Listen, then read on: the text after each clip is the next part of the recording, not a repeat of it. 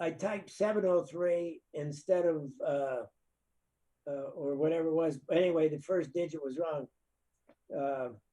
Hey, Jay, how you doing? No audio. Yeah. Is that working? Yeah. Okay. Yeah. Anyway, so I got it all set up to send out again tomorrow. Yeah. Yeah. Where's Sam Woods tonight? Oh, he'll be moseying around, I'm sure. In Georgie. GRH. Earl, where were you and Edie last night? No. Here, you muted. Oh, you're muted. There you go. There we go. You're on. I was on another network. All right. Too many networks. Yes, I will agree with that. Hey DJ, are you keeping you busy with delivery? Yeah, I've been really busy. Yeah. Got one tomorrow, got one Tuesday. I tried not to schedule anything for the weekend because it's a 3-day weekend. Yeah. People were calling, still wanting this weekend. Wow. Well, charge them double. Well, to you, DJ, it's a job. To them, it's a house. Yeah, I'm going to go up to Arrowhead. Nice. Above all the scuzz.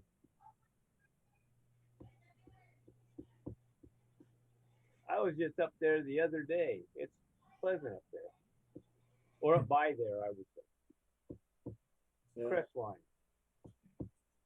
Don, your video is really good. Oh, thank you. Yeah. I've got a different camera. Yeah, it's real clear. Oh, good. Pretty nice, yeah. Got nice resolution. Yeah. That's a $15 camera. I just replaced it. Take it back. It's too good for $15. I can't complain. Well, let me go see what delivery I got.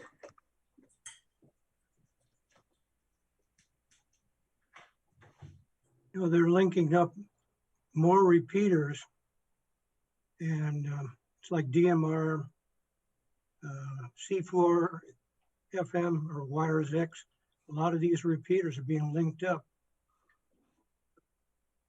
No, just some of them are like wind system. I have 5 repeaters for Lake Havasu, and I can hit one of them. And I can hit 2 at Quartzsite, 1 at Bullhead. Oh. And 2 nights ago, I reached a repeater on Apex Peak and lost wages on 70 centimeters. Huh. Wow. What'd you get, Joe? Show us. Well, it's part of my order. It was 14. This is from DX Engineering. It's a carrying case. Oh. I bought a set of coax cable strippers in that because I got tired of nicking the damn braid, and so I wanted a nice clean strip. So I sprung for their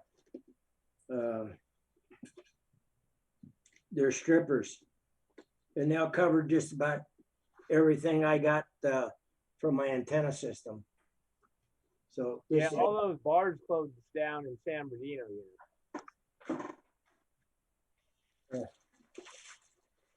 Yeah. What's that? Oh, all the strip bars closed down in San Bernardino, so you can't get a good clean stripper. Yeah, well, it seems like every time I get a shipment from DX Engineering, I got an abundant supply of catalogs if anybody's interested. And, you know, the other thing is I got enough of their patches, their decals. I could probably plaster one side of the house with them. You just throw a gaggle of them in every damn one of their shipments. So, Well, it gives you an idea how much money they make to be able to include one of their little catalogs. Those things cannot be cheap to produce. no, not the quality of paper and everything they're putting them Yeah, on. and the color photos and all the above Yeah. is an expensive arrangement. I would say to put that catalog together, it probably costs them about $150,000 to $200,000. Really? Wow. Yeah. Oh yeah, well, I'm sure of that. All of that has to, when they create the catalog, of course, now when they digitize it, it's just a matter of changing pages and updating data. But when they first created it, because that's what I did in the printing industry when I worked for that English company, most of my clients were all what they call color separation houses. And they do the color separations for all these catalogs. And then they go to a print shop and print the magazines or whatever it is. So yeah, it's quite an operation. Howdy ho, Mike. How you doing, Randy? Hi, DJ, Dave, Yeah. Earl, Don. Oh, He's undercover. I'm just chilling in the background here. and Joe there as the beaver. Not allowed to be photographed.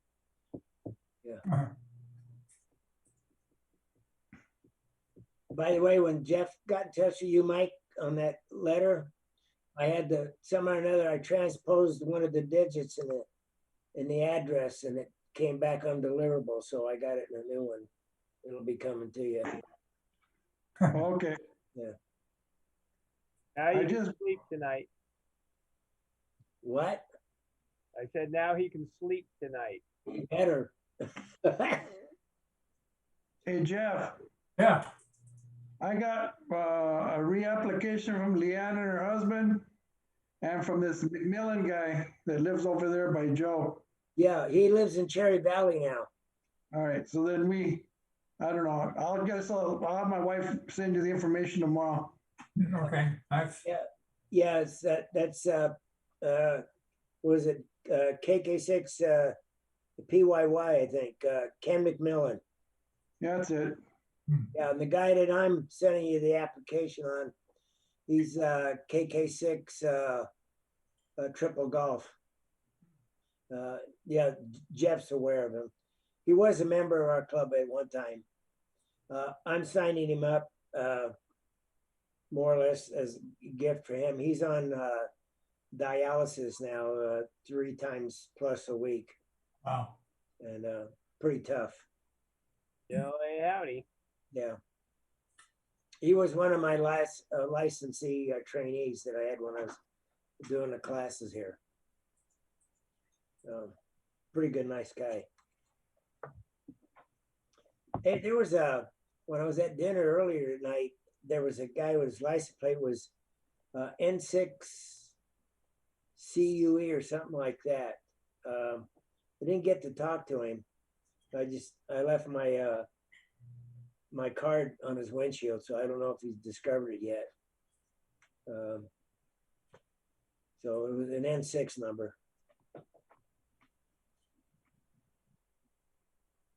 Yeah, I think that's the guy in Sun Lakes, isn't it, Dave?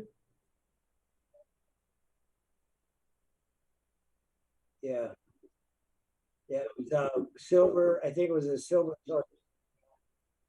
Yeah, N6 CUE or something like that. Yeah. Yeah, it's a white Toyota or a silver Toyota. Can't remember now.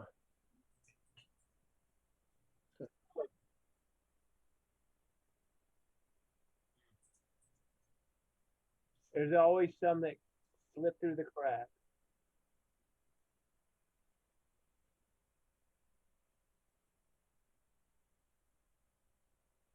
Earl, what's that, a power supply? 160 watt linear. Oh. Hey, Hey, Ron.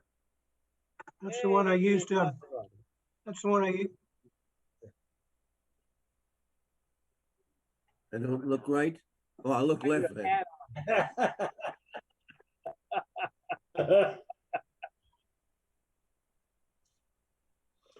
A uniform, Father, we never see you without a hat on.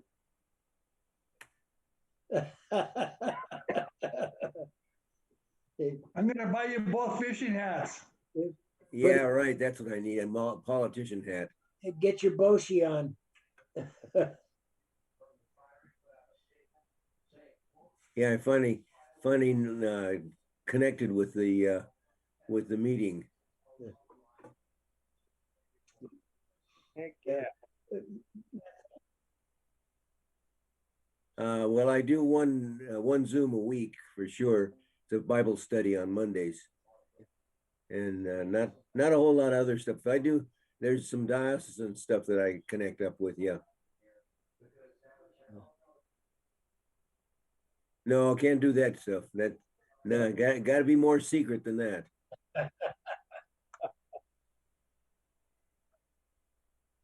And not a great deal of privacy. Everything, that's for sure. China's got their nose into everything. Hey, Father Ron, I was having dinner over at Johnny Russo's the other night, and Father Steve came in there with another gentleman. I just said hi to him briefly on my way out, so I saw him. Like he's gaining weight. Yeah. Aren't we all? The COVID situation is not good. I lost 40 pounds. Oh, wow. Well, that's a good thing. Yeah, it is. I needed to lose that weight, and I managed to keep it off too. That's the secret. That's for sure. It's called keep one's mouth closed long enough so you don't. Hey, Flip. Yeah. There's Flipper. Hey, guys. Dave, are you still hearing the whine? You're a little loud, though.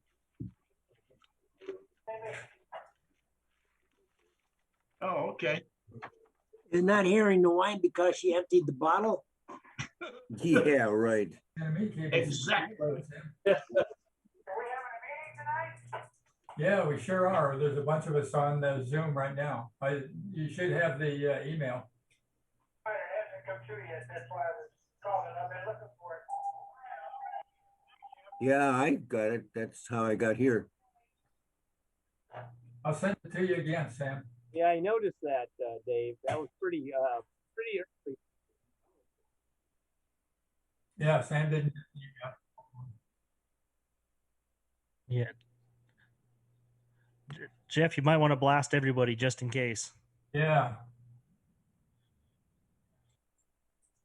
Might be an idea. I can. That was Sam, was it not? Yeah. Let me forward this to him just in case yours is not getting through. Hey, Dave. When you're ready, Sign it from Ken. when you're ready, I got the colors ready to go.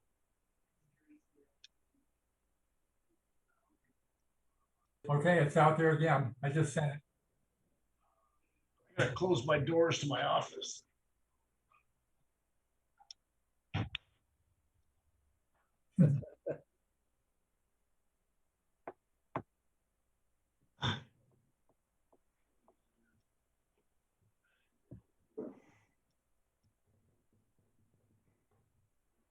I just sent it off, forwarded the one you sent, Dave. So maybe he'll get mine. Yeah, I sent it out already too. You'll get confused. You won't know which one to use. Well, every once in a while, it'll go to the spam or something for no apparent reason.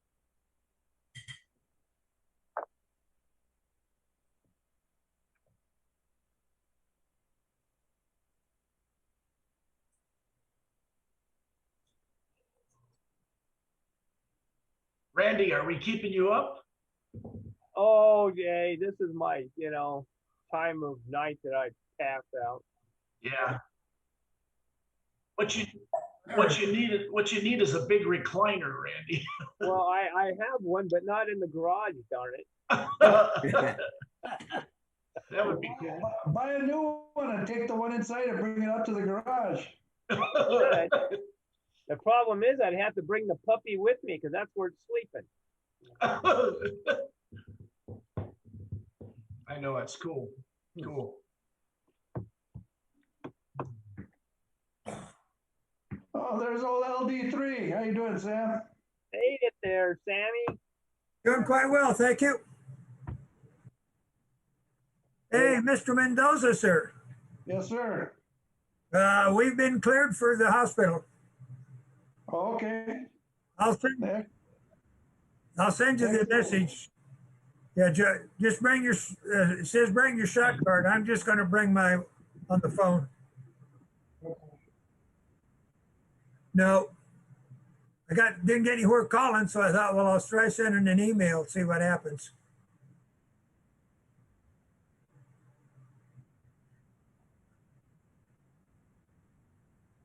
And if he don't show up within a week, I'll have to, maybe I'll have to find out the email address for the chief and send him a note.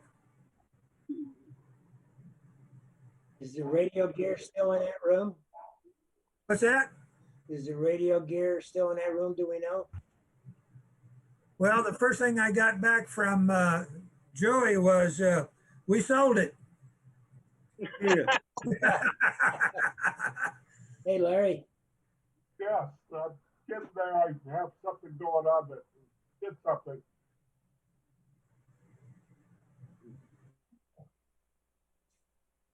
Change the angle of your camera. Downward. Push the button on your seat and it'll raise it. Good to see you, Earl.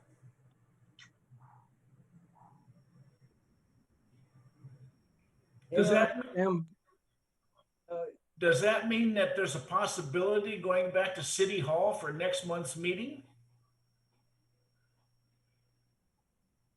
The possibility may be, I don't know. Oh, that's good. That's good.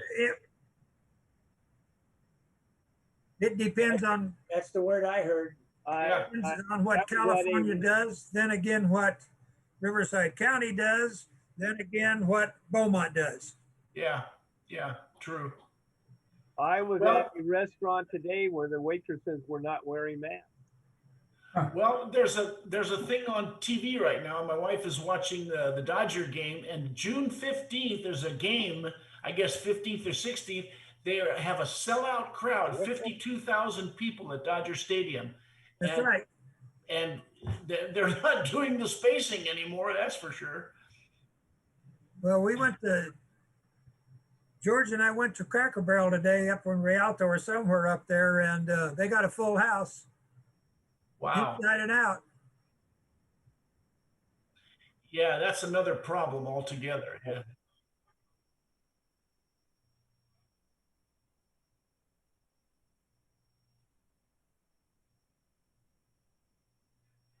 Yeah. Well, everybody has that problem right now. But isn't that eventually going to run out at some point? We were there at lunch, and we waited less than around 8 minutes, something like that, maybe. Wow. You had Cracker Barrel? Huh? You had Cracker Barrel? You only waited about 8 minutes? Yeah. That's pretty good. It was like right on time. I thought Cracker Barrel was up in Victorville. Oh, it's Rialto they have one. Rialto. Really? Oh, there's Wild Bill Mobile. Right. He's out wrangling her up. He's got to get him in before dark. I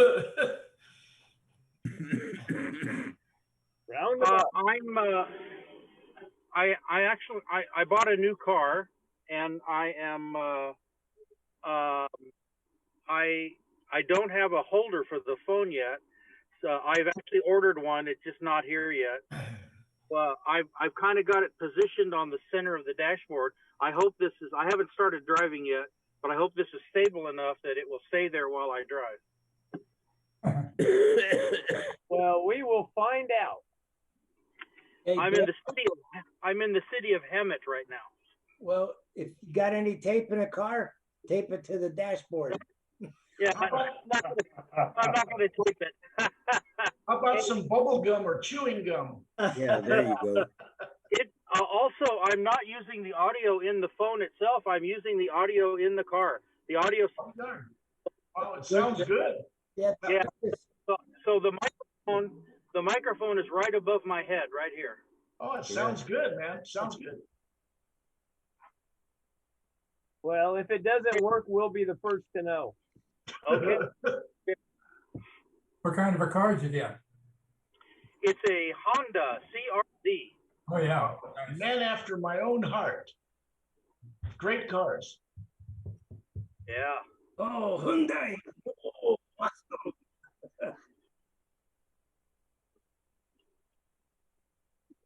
Okay.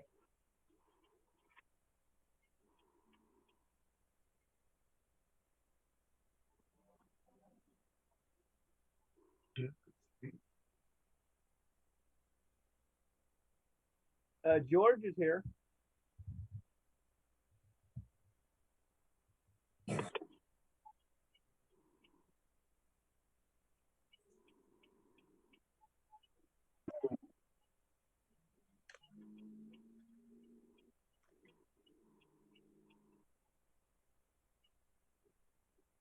Okay, I'll tell you what, let's do this, Dave. Let's have one person start off with just a small piece of a phrase and hold up your hand when the second part is due, and then someone else hold up their hand when the third part is due. Oh, come on, come on. You gotta have fun with it. No. You gotta have fun. I have a great idea. Let's have one person say it, everybody else mute and sing along.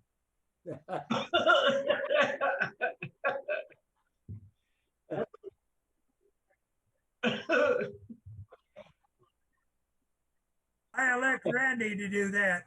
I think George is pretty awesome at the Pledge of Allegiance. Yeah, GRH, the voice. Yeah, the voice. He has the voice, you know. I have no voice. All right. Hey, let's get this going, guys. All What right, ready, begin. I pledge allegiance to the flag of the United States of America and to the republic for which it stands, one nation, under God, indivisible, with liberty and justice for all. Is this for a funeral? Yeah. Yeah. Yeah. Oh, he's out. He's sitting on his front porch by the mailbox. Hey guys, salute for the meeting tonight. I can't do that. I'm at home. Yes, I can. And we might have more.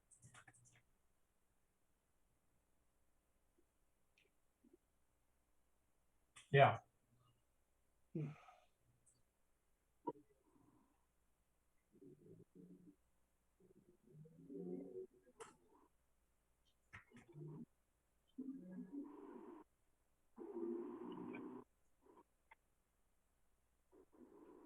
Hey, Dave. Hey, Dave. I know everybody that's on the screen. So why? Basic. Yeah, we don't need to do an introduction. We all know each other. Right. That's true. That's true. That's a time eater. Yeah. All right. Except for the guy in the upper right-hand corner.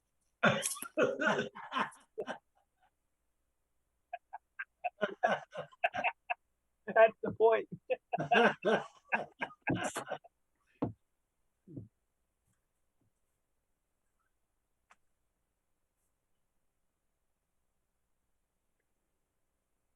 make a motion to approve the minutes as written. Oh. Aye. Aye. Aye.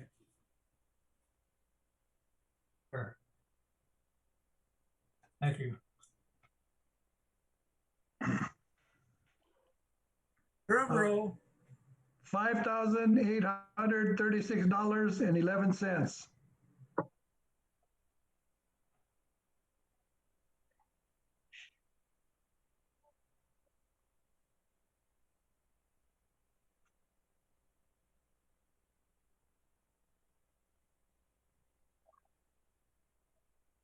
Hey, Dave, question. It was like 240, 250 bucks. And then Dave, question, are you gonna renew the Zoom thing? Okay. Oh, okay, all right. That would be new business, wouldn't it? New business.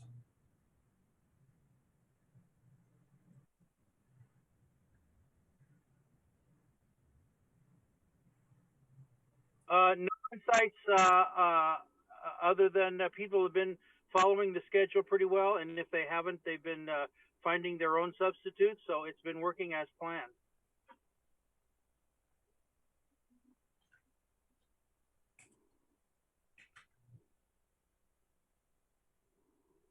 Okay.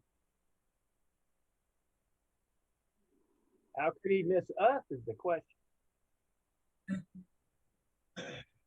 Yeah, he was taking on.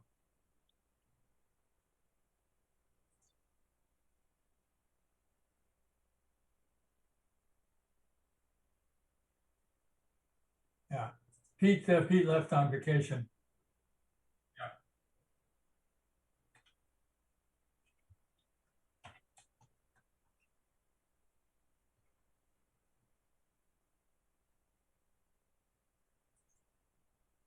Yeah.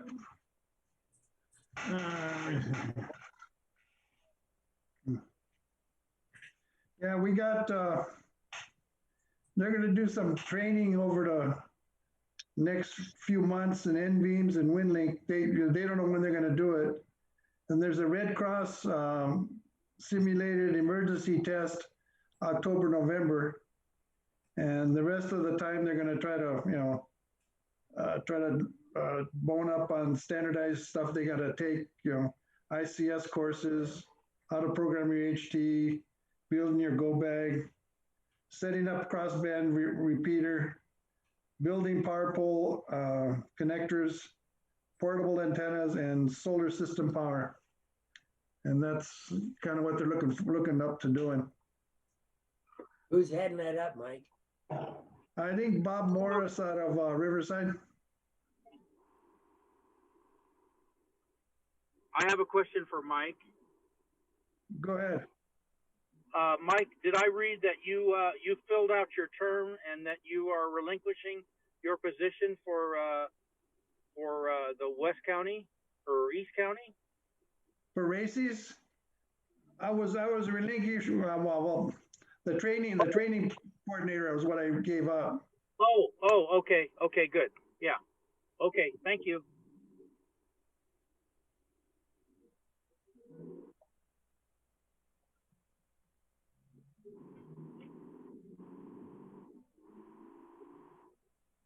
Steve.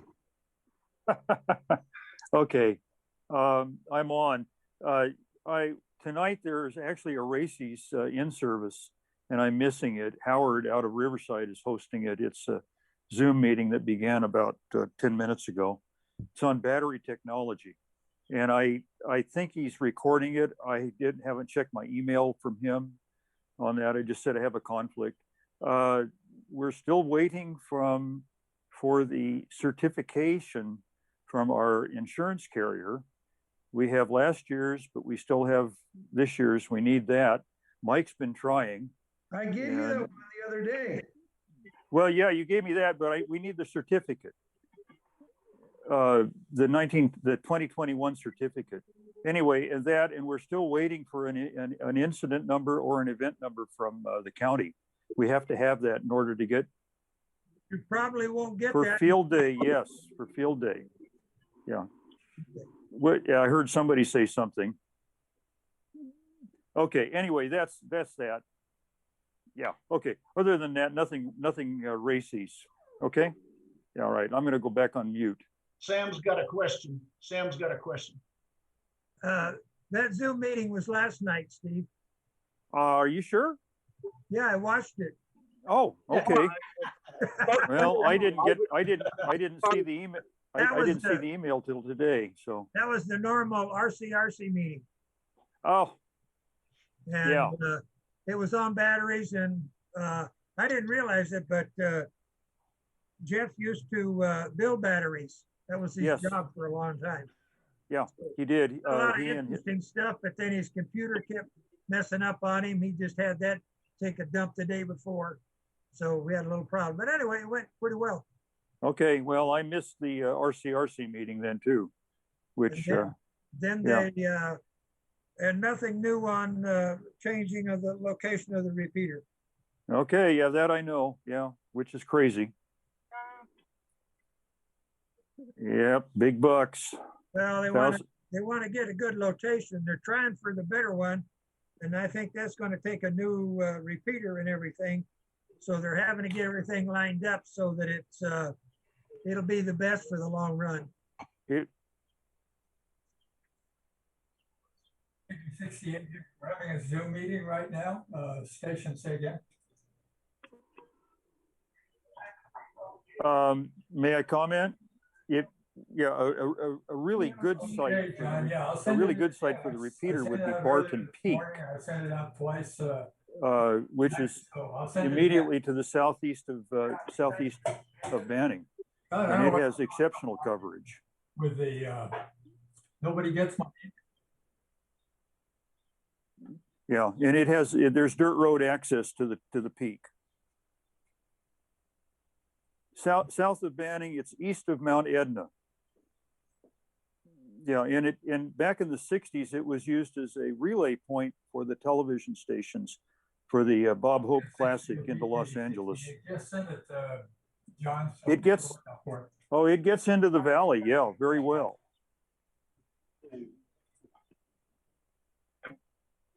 Oh yeah, yeah,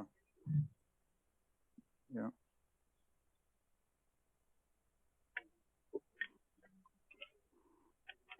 Yeah, there's one for next month that Mike Barron sent out. I think it's the hang on, the 15th.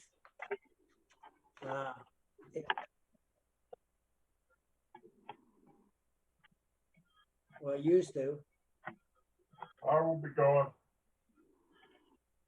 Yeah.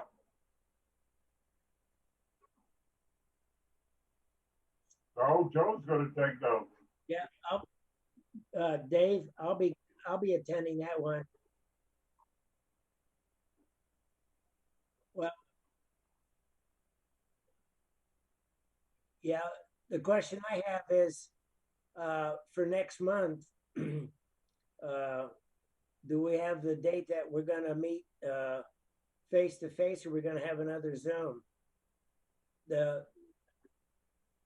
Yeah, for SPARC Club for next month. That was going to be discussed in new business, I thought. Well, yeah, because I guess. Well, Wait till new business, Joe. Yeah.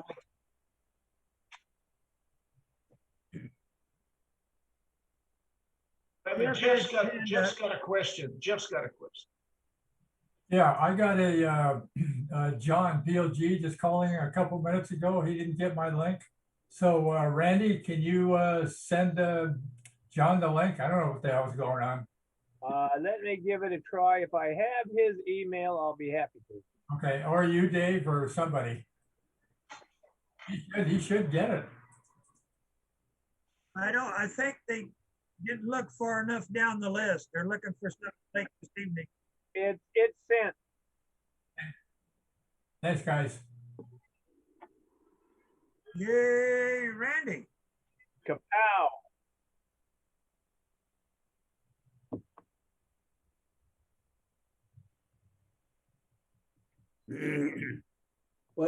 Dave, we did miss a director at large. Yeah. Yeah.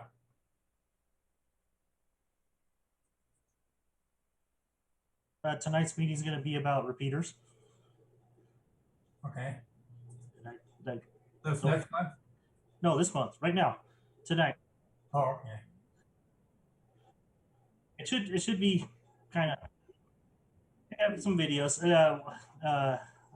The Desert Rats recorded the inside of their repeater and put it on YouTube, so we'll get to see the inside of their repeater sites. They got two.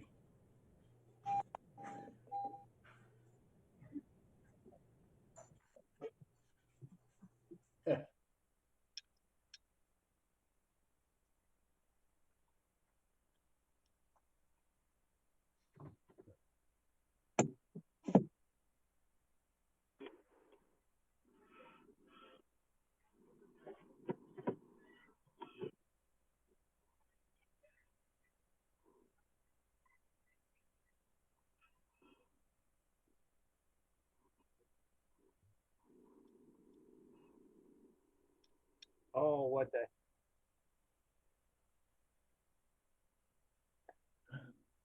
My hand's up, you can't see it.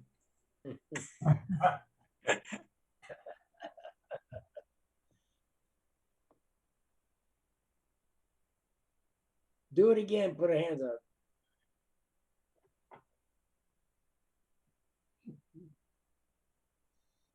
Seven, 8.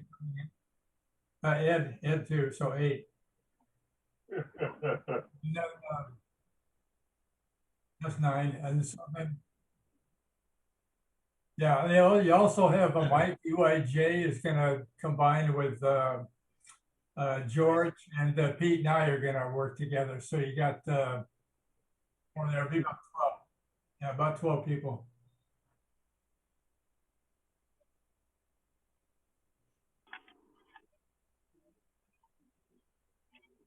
Question, Dave.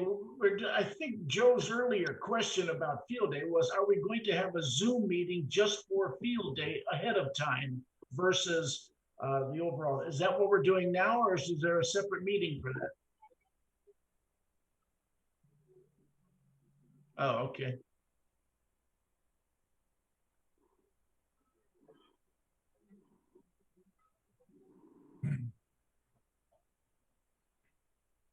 We have 6 field G, KB 68.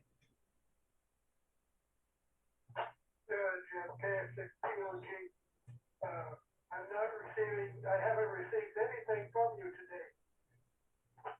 Okay, I had Randy send it out too.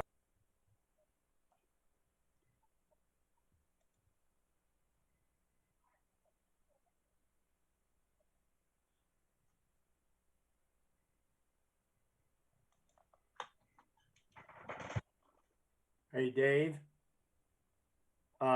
Mike Cartman and myself will be working from his house, and Jeff and Pete will be working from one of their houses.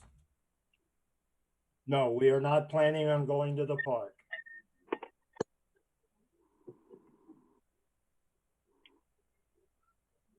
Now, are we gonna do a 1-day stint at the park, or is it gonna be in the traditional?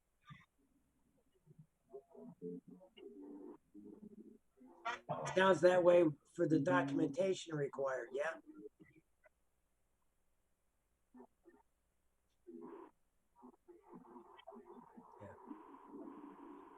I mean, I'd like to be able to set up for the first time for the field, but if everything goes south, I guess it'd be a backyard special.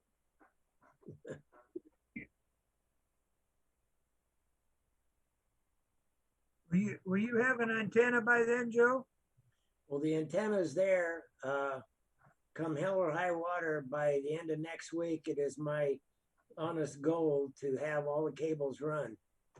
So Joe, are you you and your cables are like Perry with moving to North Carolina? Shut up, George. Okay.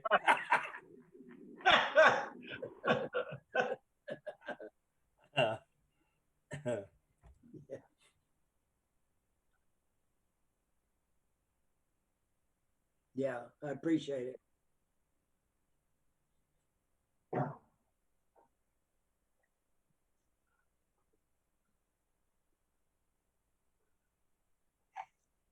That is correct. Yep, yep, yeah. We have Ralph, the same guy as last year, and he wants us there.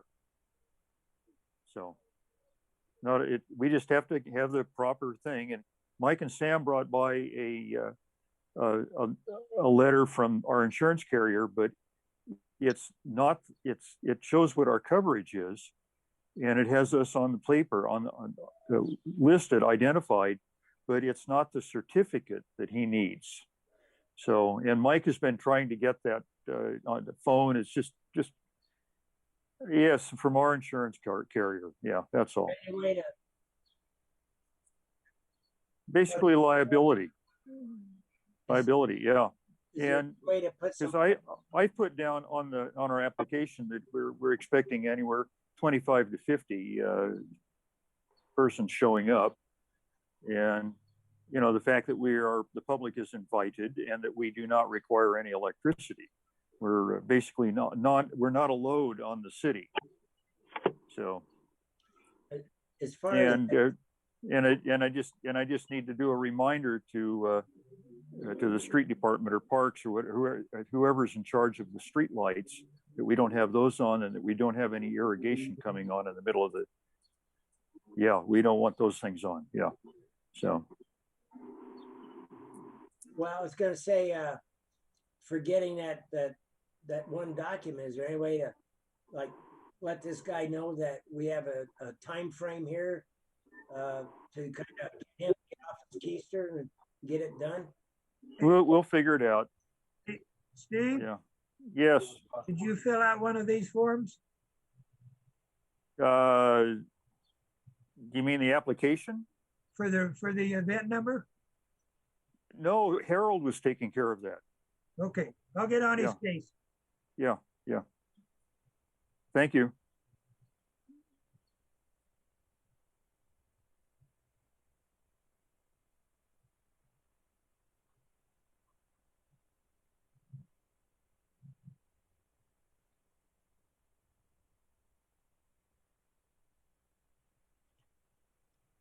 I make a motion the club paid for it. Second. Hold on. What if we do this? What if we wait until about halfway of next month and then find out if we're actually going to get into the city hall, and if we don't get into city hall, renew it then? I would get it anyway. Well, that's what I was going to say, is that what's the harm? I mean, if the expense is exorbitant, that's one thing. But what's the harm in still? Oh, that's nothing. Okay, but and besides, what I'm saying is, it's nice. It's nice to have the Zoom as a backup for other things. Okay, if you want to do things with people, or yeah. Don has a statement. Yeah, have any of you heard of Jitsi, J-I-T-S-I?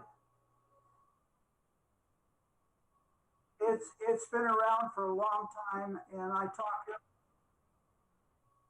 well, I don't know, I talked to my guy. One of you at a time, please.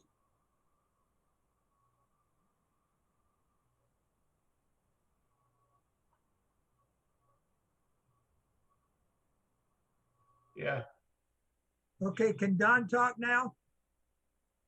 Well, I talk to a friend of mine in Borneo about 4 times a month on Jitsi. And all you do is just download the program and get on it. I don't know that there's even any charge on it. I don't know. I just thought I'd mention it. Okay. I have a comment, Dave. I have a comment.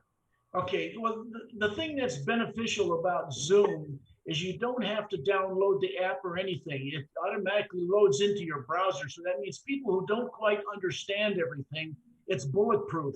You just go to the meeting ID and it automatically loads everything and you're on.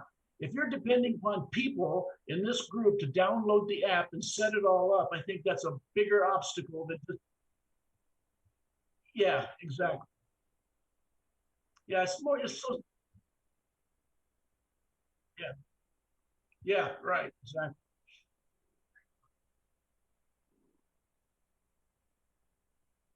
Yeah. Sam's got a question. Sam? I call for the motion. I second it.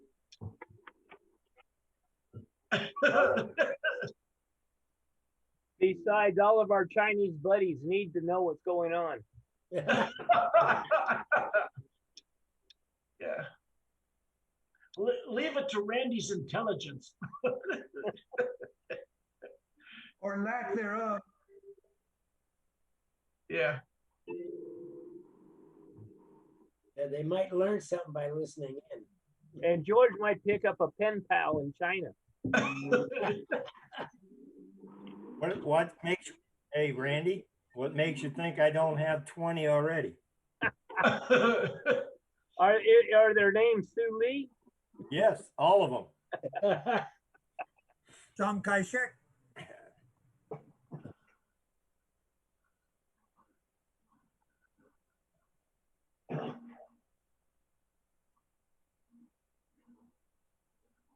Hold on, did we need to approve anything for food or anything for field day? We don't even know if we're gonna have a field day yet. Yeah. Guys, I guess we're gonna put that off the back burner for until next month. What's the question?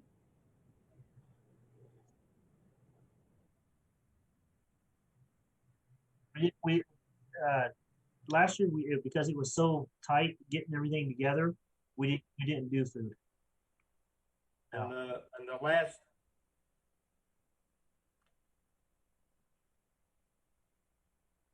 Mm-hmm. Yeah. Hey DJ, are you more or less the technical point of kind of orchestrating field day? Is that what you're saying? I'm not going to be there this year, so I kind of stepped back this year. Oh, okay. Yeah. Oh, okay. Steve is the pointy end of the spear. Yeah, or something like that, or the pointy head. Yeah, what I'd like to know though is we do need to have an idea of who is going to set up the station. I am going to do that, and who else? Yeah. I'm intending to set one up. Okay.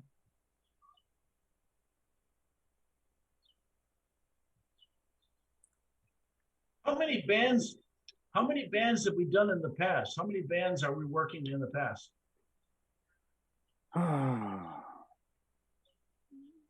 Every band, but if you yeah. Oh, okay. All right. Now we got to get water out there. Is Steve going to have the filters? I don't have the filters. Who has them? I have them. I Okay. have them right here in the box right next to me. Yeah, Okay, we will need those. Yeah. Yeah. Good plan. Yeah, I'll come over. I'll come over to your place one of these days, DJ, and pick them up. Then the Yeah. then Earl shows up with his pickup. He's got a well-working mobile station right there.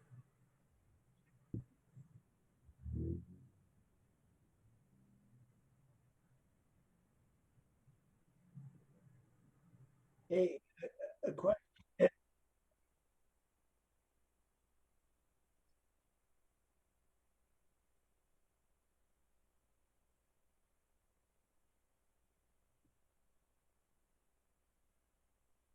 A question. Yeah, me. On the kind of pre-field day, sounds like we're going to have a lot of off-site operators. How about I'm suggesting this, like a pre-field day Zoom meeting for all the participants. That way everybody knows what, who's on first and second. Yeah.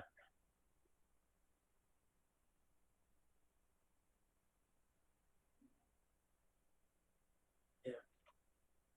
Well, we can add the Zoom meeting to that for points too, I would imagine. I guess the question I have is there going to be somebody on site 24 hours? In other words, can we leave radios set up, or do you have to pick?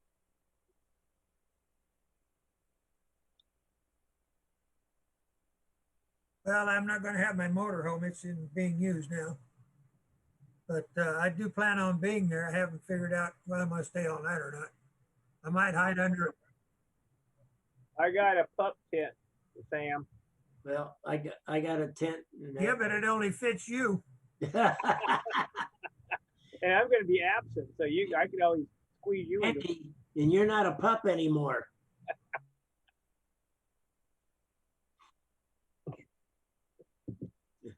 Does it have a wood stove? Yep. That was why we need a motorhome. Yeah.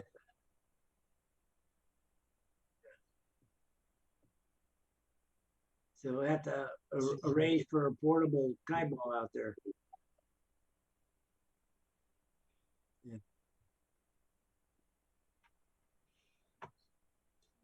Yeah. Big Five has a crapper on sale. Is that the one? It has its own little tent. How much? You know, you use I have an aircraft throne. Yeah. That would suffice for that. I mean, we don't know for sure. We don't know for sure. Is that considered a flight suit, Steve?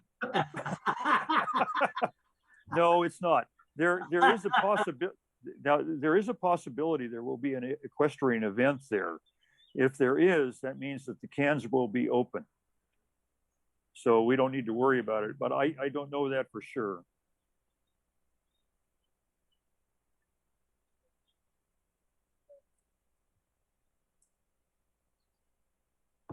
Jeff's got a question. That was a couple of years ago, about 3 years ago.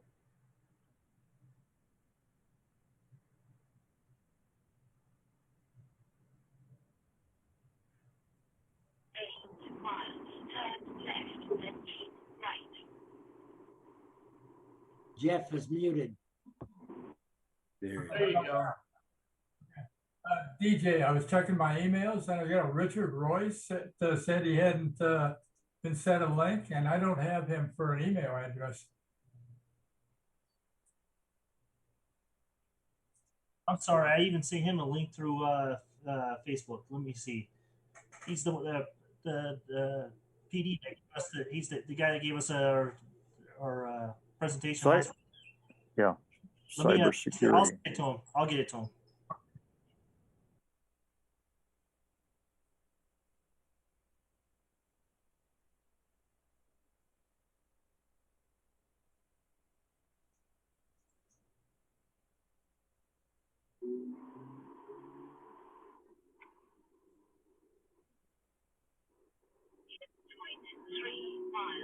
Turn left, then right. In 0.2 miles, turn left, then. That's right. Oh, yeah. Would you go ahead and mute me, please? Okay, thank you. Now we can talk about him.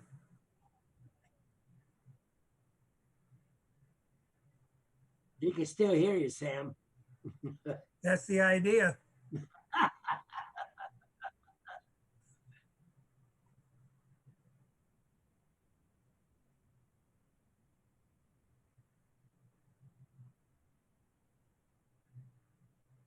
I have one thing.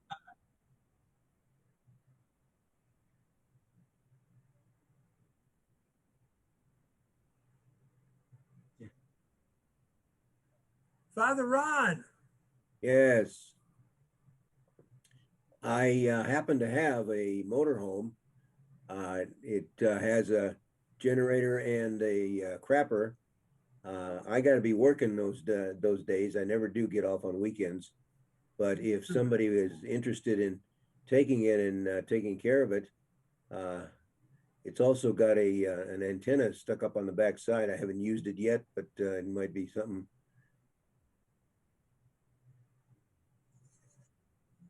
Sam, would you like to take in charge of it?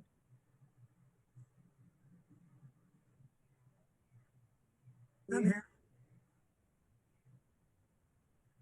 Yeah, I'll give it a try.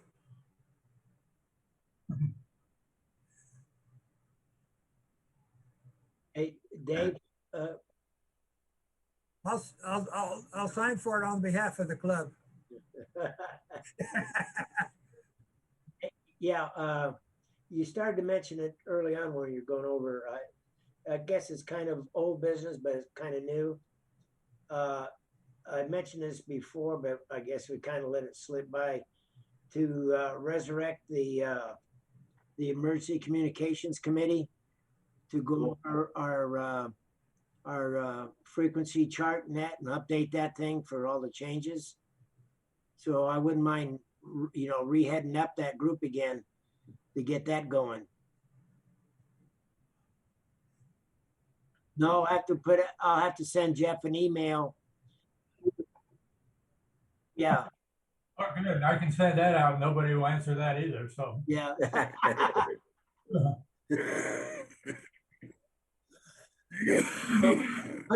Jeff, put it in the minutes for the meeting tonight.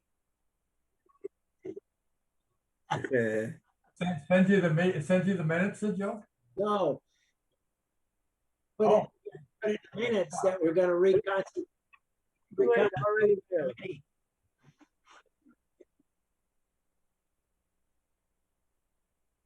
Well, I'll tell you what,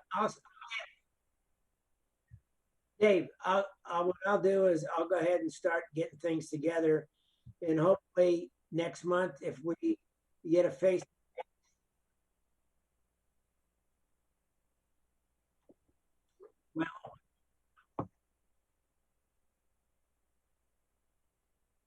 Well, I know the chart definitely has to be reviewed and updated.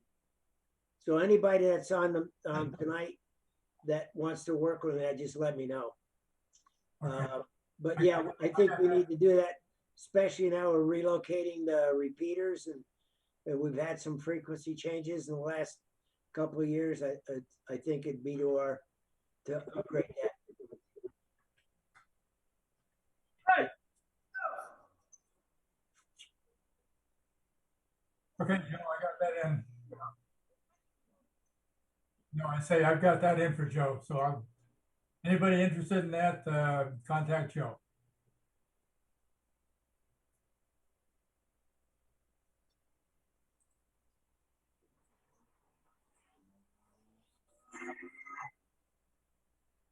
Yeah. 10 till?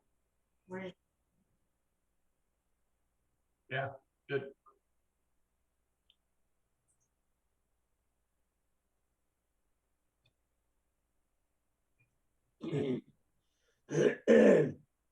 Never got John to contact to get in here. I checked emails, asked him if he got the links, and I don't know what's going on there. I wonder if it's starting to go to people's junk mail. Should be. Yeah. Possible. I didn't get a no send or whatever. Yeah, I didn't either. So it went through.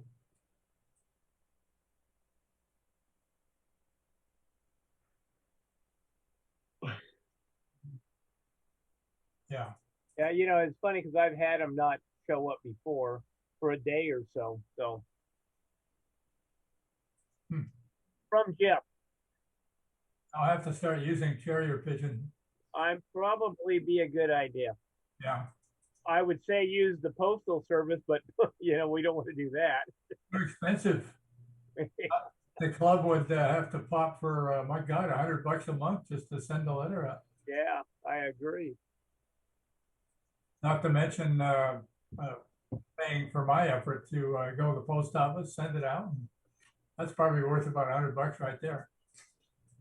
Hey, Dave, are you going to set up for field day over at the park?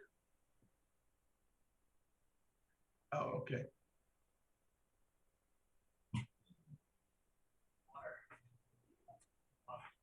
Yeah. I wonder how many people are going to spend the night. I wonder if that's a valid question. I don't know.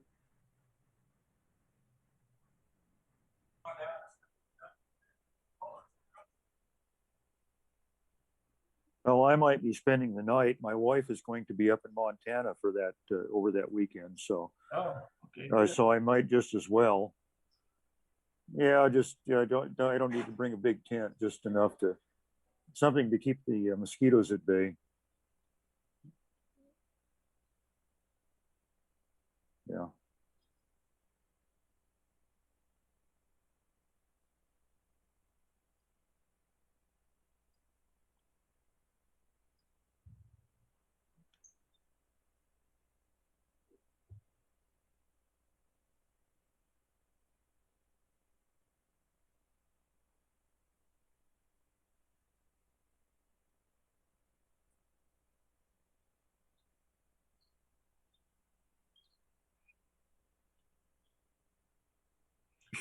Well, the Dodgers played the Houston Astros the night before last and last night, whatever it was. The stands in Texas were sold out, packed.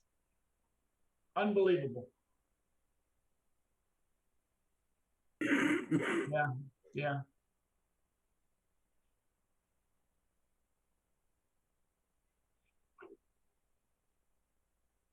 No, I didn't see it. Oh, it was Texas, wasn't it?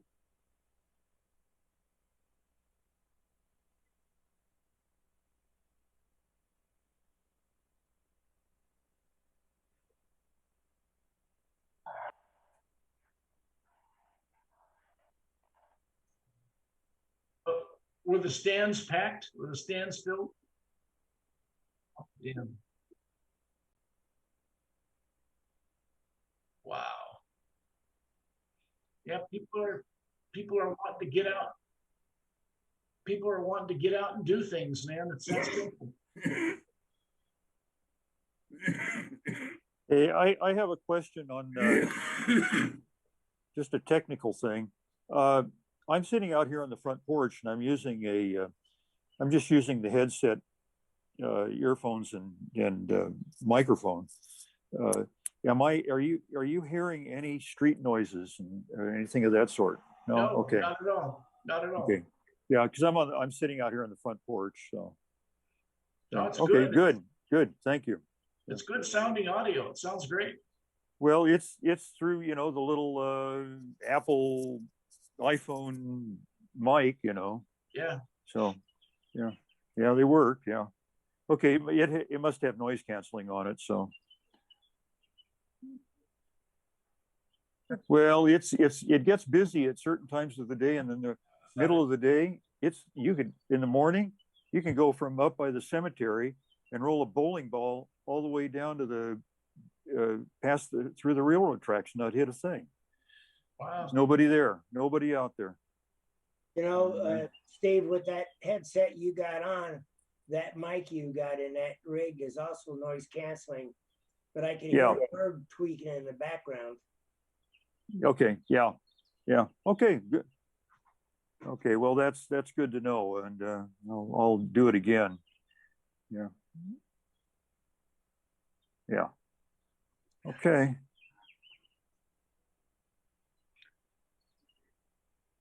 Hey, Dave, you might kick your mic up a little bit. You're just a little bit soft. I mean, it's just a little bit. DJ, that mic boom you've got on there, what's it plugged into? On just your PC with USB? This one, right? I switched earlier. I was going to use the HAL, but I'm just using the microphone on the camera right now because I didn't want that thing in my way. Yeah. Okay. Yeah, it's better, Dave. That's really good.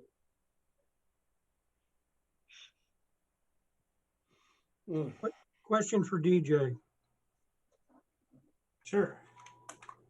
On the 3 headphone antennas, do you know what the power rating limitations are? On which antenna? It's the tri-band TBJ-1 tri-band headphones.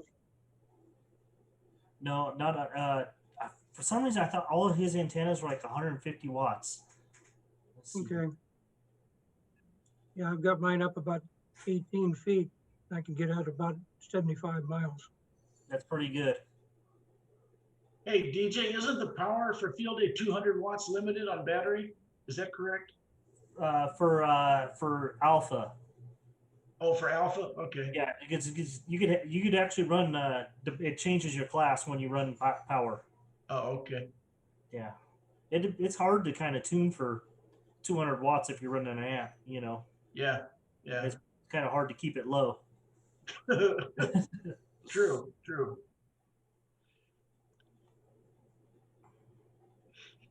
Flip, you'll just have to go out and wax your antenna. Yeah, I know.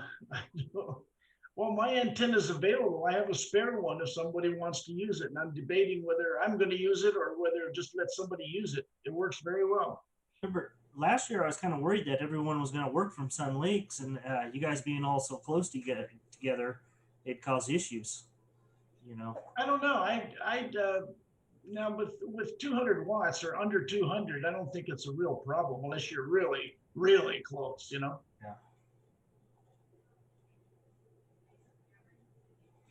When we were up there at let's see, Oak Glen, I could hear CW, but it wasn't coming from us that set up. It was from a guy around the corner. You could hear that. Yeah. You know. Yeah. Yeah. Key clicks all over the place. Yes.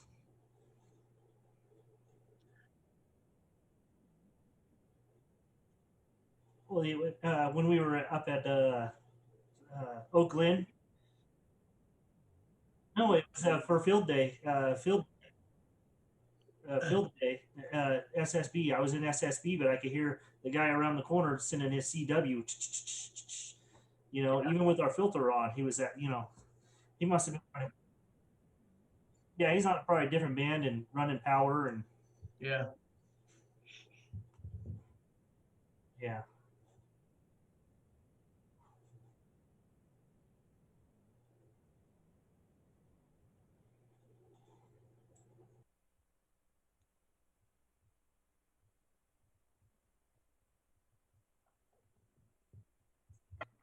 Hi. Yeah. Last Wednesday in Quartzsite, they were running a Aries emergency field practice. I couldn't hear Phoenix, but I could hear Quartzsite, Yuma, and Tucson. That's good. Yeah, so is I could hear Laughlin, Bullhead. What's the other one? Lake Havasu. What band? What band was it on? A combination of 2 meters and 70 centimeters. Okay.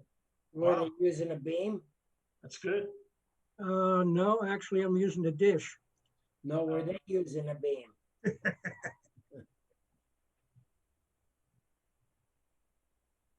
No, I mean the stations that he was airing.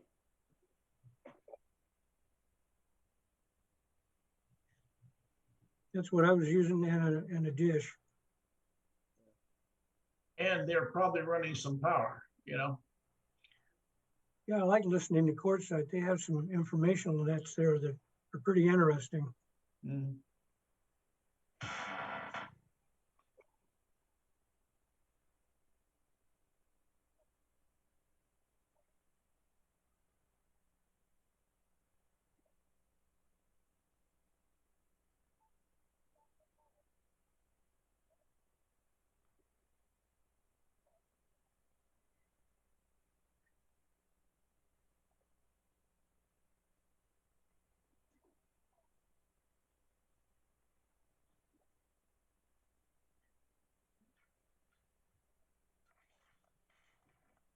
Another good repeater is Shirako Summit in India. That's a good takeoff point for other states.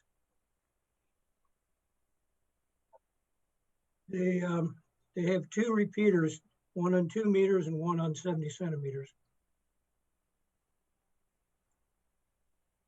Well, that would certainly cover the lower valley and probably halfway up through the pass here. but it would probably be very good for east also. You know?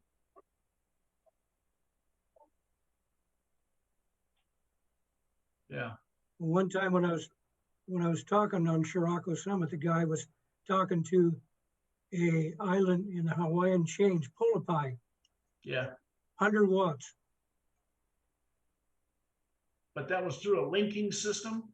Was some kind of a linking system? Well, between Shirako Summit and Hawaii, there's not too many repeaters. Good point, yeah. But it is if it's going over the internet and then piped into Hawaii. So it was going from the repeater to the islands. Oh, wow.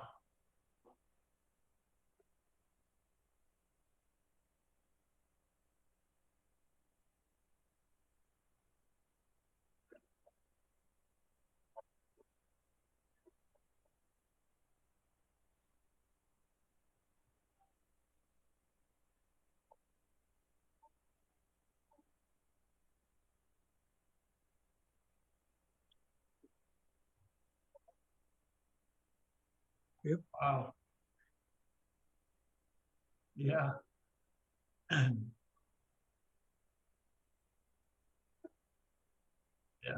Yeah. Well, they link up salt water. They link up the 2 meter and 1.25 meter repeaters at the same time. Yeah. Well, you got to figure the island in all the water. You got a hell of a ground plane. Reflected. Oh yeah. It's significant. Yeah. Topo ducting. I don't know if I'm saying the word right. Topo ducting. It's close enough. Bill just checked his mail. Well, on Catalina, I call it canyon billiards. The signal's just bouncing around all over the place trying to get there. We should be back online. It's 8 minutes till, or what? 7 minutes till.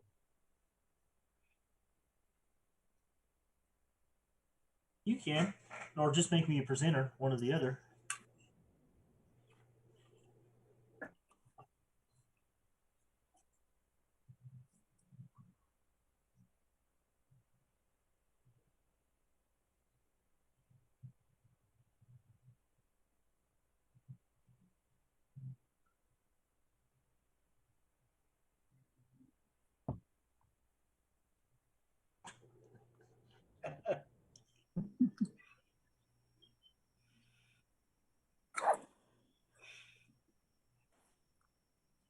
All right, you see this screen, right? The one with tower. Okay, good. That's the one.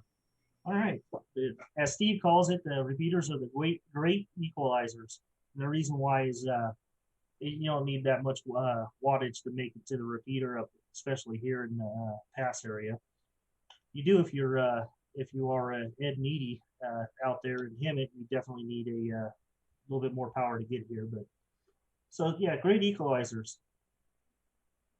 A little bit of history. The reason why repeaters became popular is in the 70s, when they freed up some commercial gear and they had to change some stuff, it left a lot of commercial gear on the market for hams.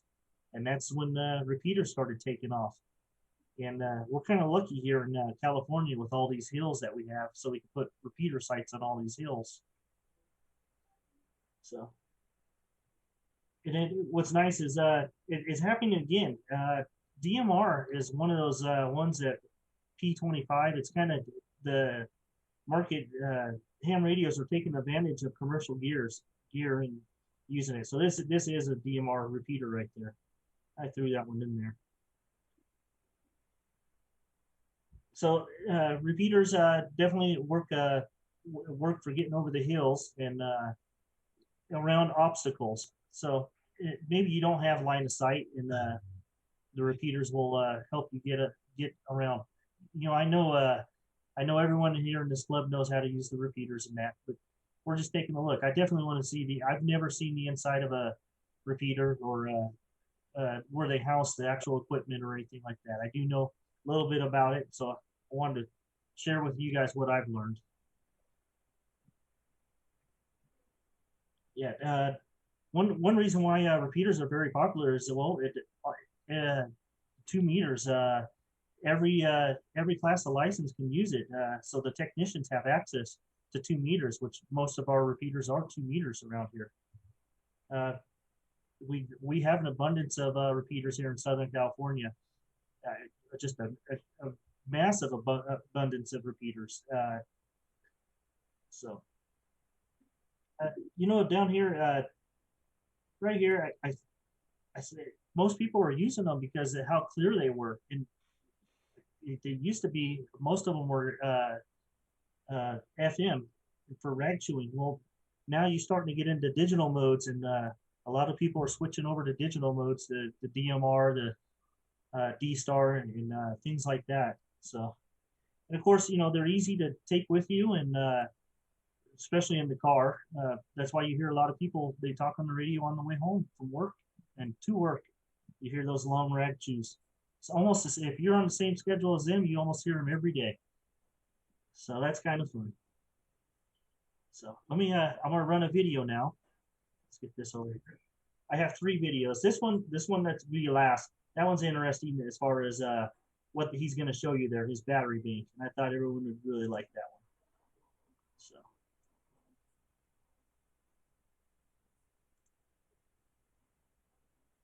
All right, folks. So you I guys just hear want to do that? a quick video on ham radio repeaters, what they are, who uses them, and why you want to use one. It's a question I get a lot on my channel, mostly from newer hams.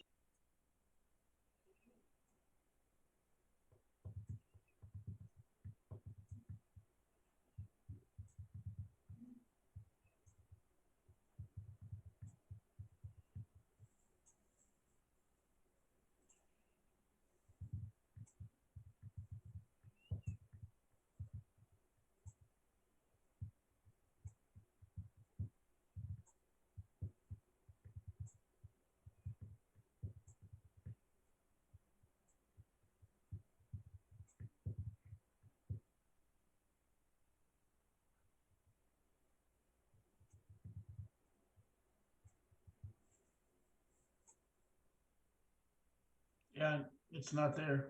Friends, family. Is it there now? Other people who have similar interests or people who need to communicate. Want me to whatever. go back? Definition that I pulled.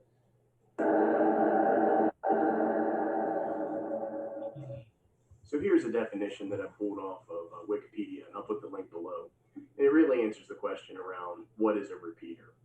So in telecommunications or radio, a repeater is an electronic device that receives a signal and retransmits it. Repeaters are used to extend transmissions so that the signal can cover a longer distance or be received on the other side of an obstruction. Some types of repeaters broadcast an identical signal but alter its method of transmission. So, for example, when another frequency has a baud rate. And so that's exactly what a repeater does. It allows people to extend their communications to friends, family, other people who have similar interests, or people who need to communicate for whatever reason. So let's talk a little bit about who uses a repeater. Repeaters are kind of big pieces of equipment. They can be anyway. They're generally pretty expensive for a nice repeater. So what you see is a ham radio clubs. So it's a local community of hams. They'll meet at a regular interval, usually monthly. They'll pull their resources together via dues, via some sort of drive. They'll collect some money, buy equipment, and work together to set up a repeater system. And they do this so that way they can communicate with each other and share their hobby locally. Also, people will use them for special events. And when I talk about special events, maybe there's a bicycle race or maybe there is a marathon being run in your local area. And ham radio operators will generally volunteer to help support those, maybe run a first aid booth. I know that locally we have a bike race, and if somebody has an accident or maybe checkpoints will be manned by ham volunteers, and they'll use their local repeater to do that. Also, there's a thing called a net. You'll have local and regional nets. They can be a traffic net where people pass information back and forth. Locally here, we have a net every morning that is really more around the rush hour traffic. And people get on there and they'll say, hey, avoid this route or avoid this this interstate, and just kind of pass information, shoot the breeze, talk a little bit about their radios and maybe their latest doctor appointment. Also, they tend to be used a lot in emergency communications. So again, we have a very nice repeater locally. that is part of the Skyward network, and it will give alerts or broadcasts around deteriorating weather conditions and stuff like that. Also, Aries might run a net, or Races might run a net to talk a little bit about. They'll do them typically just to practice, but in the event of an emergency situation, they'll take over the repeaters. Also, local operators. So these are just hams that live locally to repeaters. They'll get on there and they'll rag chew, talk to each other, talk about the weather, talk about the radios or doctor's appointments, just to make contacts, get to know each other, and share the hobby. So why would you use a repeater? Let's just say that you and your buddy run out and you buy some brand new Bofang handheld ham radios, and you want to talk to each other. These radios, mobile radios that are in your car, your vehicle, maybe a small radio in your ham shack, these are generally limited to what is called line of sight communications. And in a nutshell, that means that your radios need to really be able to see each other.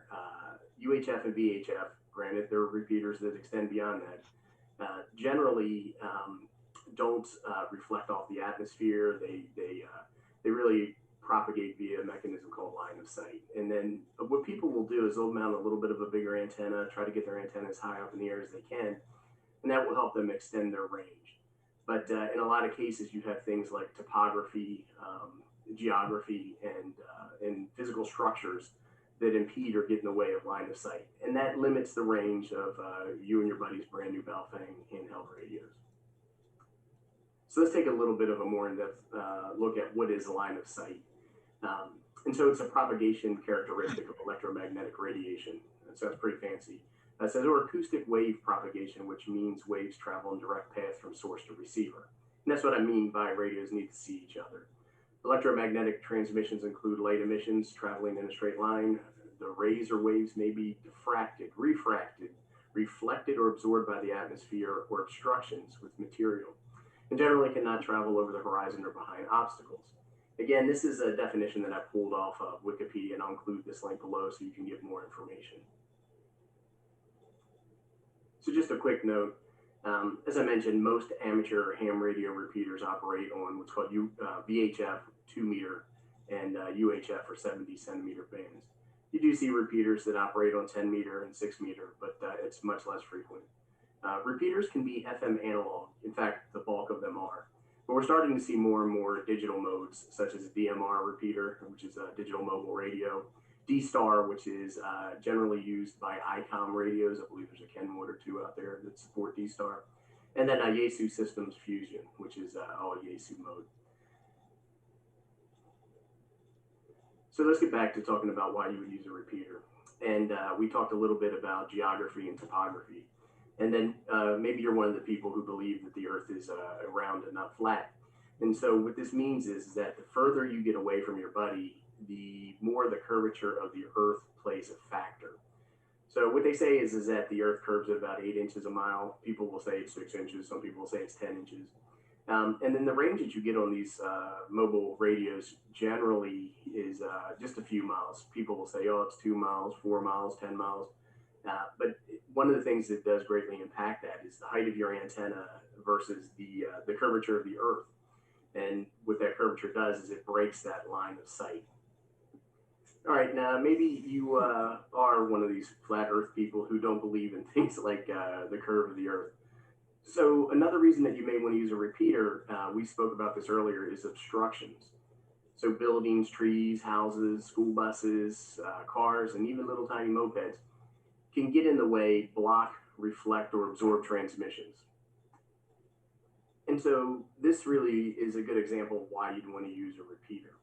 So in this picture, what you can see is that people generally mount their repeater antennas as high as they can. They'll put them on top of a tower, they'll put them on top of a building, they'll put them on top of a mountain, maybe even a tower on the top of the mountain. And really what that does is it changes your line of sight from your radio to the repeater antenna. Because that antenna is elevated, your signal can go much further. Obstructions and the curve of the Earth do not impact your line of sight at this point. Or what they'll do is they'll extend it a much, much further range. You know, I've talked on repeaters with a handheld walkie-talkie type radio at 50 miles before. Not always, that's a little bit of an extreme case, but I've done it. And lots of other people have as well. So that's kind of the reasons why you'd want to use a repeater or leverage a repeater. It really allows many more hams in a geographic region to communicate much more easily. So let's talk about how repeaters work. And there are two things that you really need to concern yourself with. One is the downlink. That is the signal coming from the repeater to your radio. And that is going to be your RX frequency or your receive frequency. And then the uplink, and that is the signal from your radio to the repeater so it can be rebroadcast. And that is your TX or transmission frequency. So uplink and downlink are typically different frequency. You'll up on one, you'll down on another one. And then the distance from a megahertz or from a bandwidth perspective is referred to as an offset. And generally the offset is a standard value. For example, on the 2 meter band, it's 0.6 megahertz and it's 5 megs on the 70 centimeter band. Now you may come across repeaters that don't have standard offsets. Some people may just set up a repeater in their backyard and be done with it. But most repeaters, maybe most isn't the right word, but generally repeaters are coordinated by a frequency coordinator in your local or state area. So repeaters generally will use something called a squelch tone. And again, I went to Wikipedia for some information, and I'll include a link that will give you more information below. But essentially, it's a secondary tone that's transmitted with your signal. These tones are sub-auditable, so you cannot hear them. Repeaters and radios will be configured on their receive frequency, their RX, with a squelch tone that only allows you to hear transmissions that include that squelch tone. So if your RX frequency configuration on your radio includes a squelch tone, you're only going to hear other folks that have that same squelch tone programmed into their TX frequency. Now, some repeaters will require squelch tones on both the uplink and downlink. And sometimes you'll see them referred to as a PL tone or a private line tone, or you even hear people call them a party line tone. Now, some tone types, you would have your CT-CSS, which is your continuous tone-coded squelch system. You'll also see DCS, which is a digital coded squelch system.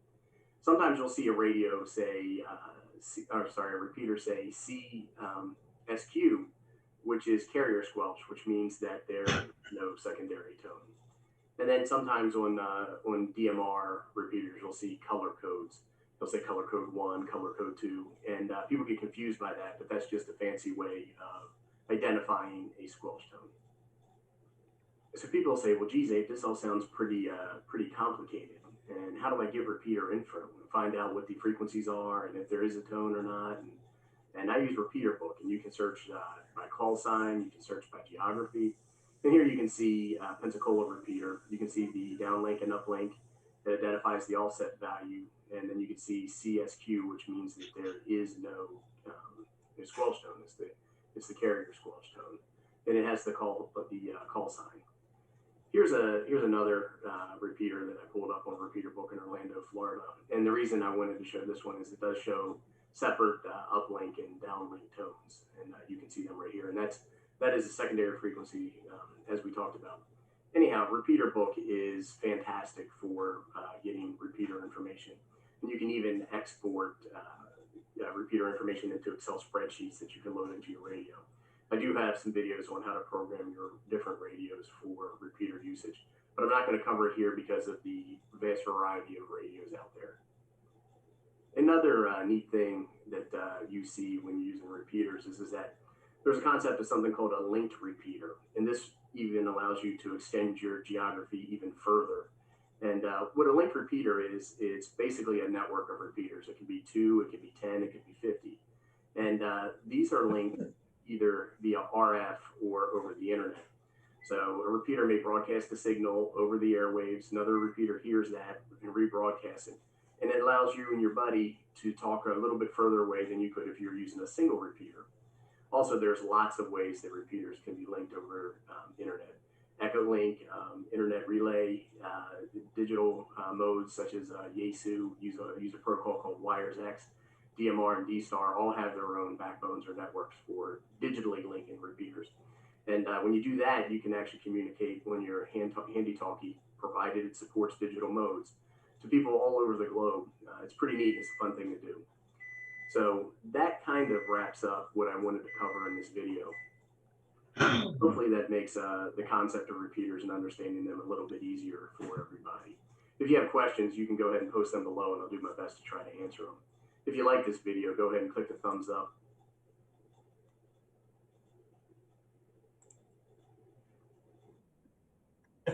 Yeah. So let's see here. So now we're going to take a look at what's inside a repeater and what it takes to get it to work. And this right here is from our friends over here, the Desert Rats over here in the desert. They recorded two of their sites on Edom Hill, two of the repeaters. And one of them, they'll keep saying the words RMS, and what that stands for is RMS is the WinLink portion. So that's going to be their packet radio. That's going to be their relay service for the packet radio WinLink to get into the server. So when I use WinLink, that is the link I use to get my messages into the system. And you can also use Arden. Also, you'll hear them talk about Arden too, because they're using Arden for their internet for that site.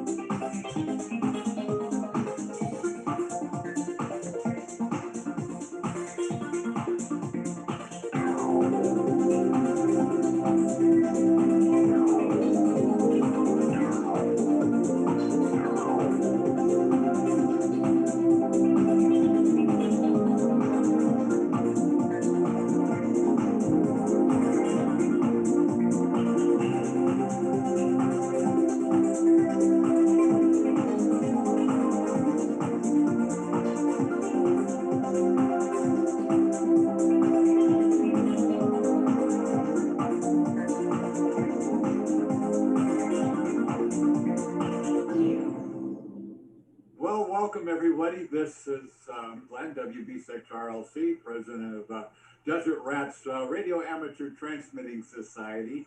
And we're in the 2-meter bunker for our 146.940 repeater. This is a big bunker up on Edom Hill. And this is our rack with all the 2-meter gear in it. So this portion here is our old 2-meter repeater that was been here probably close to 20 years now. And this panel has just got some connectors behind it, but this is how much area it takes for the old repeater. So it's got a transmitter in here and a receiver, and then a controller that decides what's going to be happening, listens for the PL tone, and all of that kind of stuff. And this is how much it takes. And this little piece down here is the Bridgecom that we installed about 4 years ago, maybe 5 now. And this is all the bigger that it is now. This is the difference in technology. So this has the transmitter, the receiver, the controller, everything is all just in this much rack space. This little bit down here is all that's all concentrated in one little chunk there, and that's the new Bridgecom. This is our backup battery. The Bridgecom keeps the battery charged and topped up, and has the automatic switchover should we lose main power. And then down here is the Astron power supply that powers the whole thing. So should we lose power to the Astron, the Bridgecom automatically switches over to battery backup. That's why when power goes down here and we lose television stations and radio stations, our 2-meter repeater will keep running for probably at least a couple of days. So that's a good thing. Up here on the back, you can see You ever wonder how repeaters use one antenna and transmit it at the same time? Well, these are the duplexers here. So one set is receive, and what they are very finely tuned, very narrow banded filters. So one is a receive set of filters, and the other is a transmit set of filters. So they can actually work exactly at the same time on the same repeater, and because of the offset, or the same antenna, because of the offset, then they can actually work at the same time. So that's how that works. Then this up here is another receive filter, because there's so much RF up here. There's all the transmitter towers and everything else for all the television. It's just incredible. It's up here how much RF energy. So this is a kind of a pre-filter. Then it goes to the receive filters, and then into the Bridgecom. The transmit duplexers, the receive duplexers. This is that big filter, and you can see these all have knobs on them, so you can tune them very precisely. And then this is another part of the transmit that helps. It's called a recirculator, and it helps keep RF energy from coming back down the line. So that's pretty much all the business end. And then it goes from here out through all the racks and up about 60 or 70 feet up on the tower to the antenna. So that's basically what we have here in this bunker for just for the 2 meters. And this is basically how all repeaters work.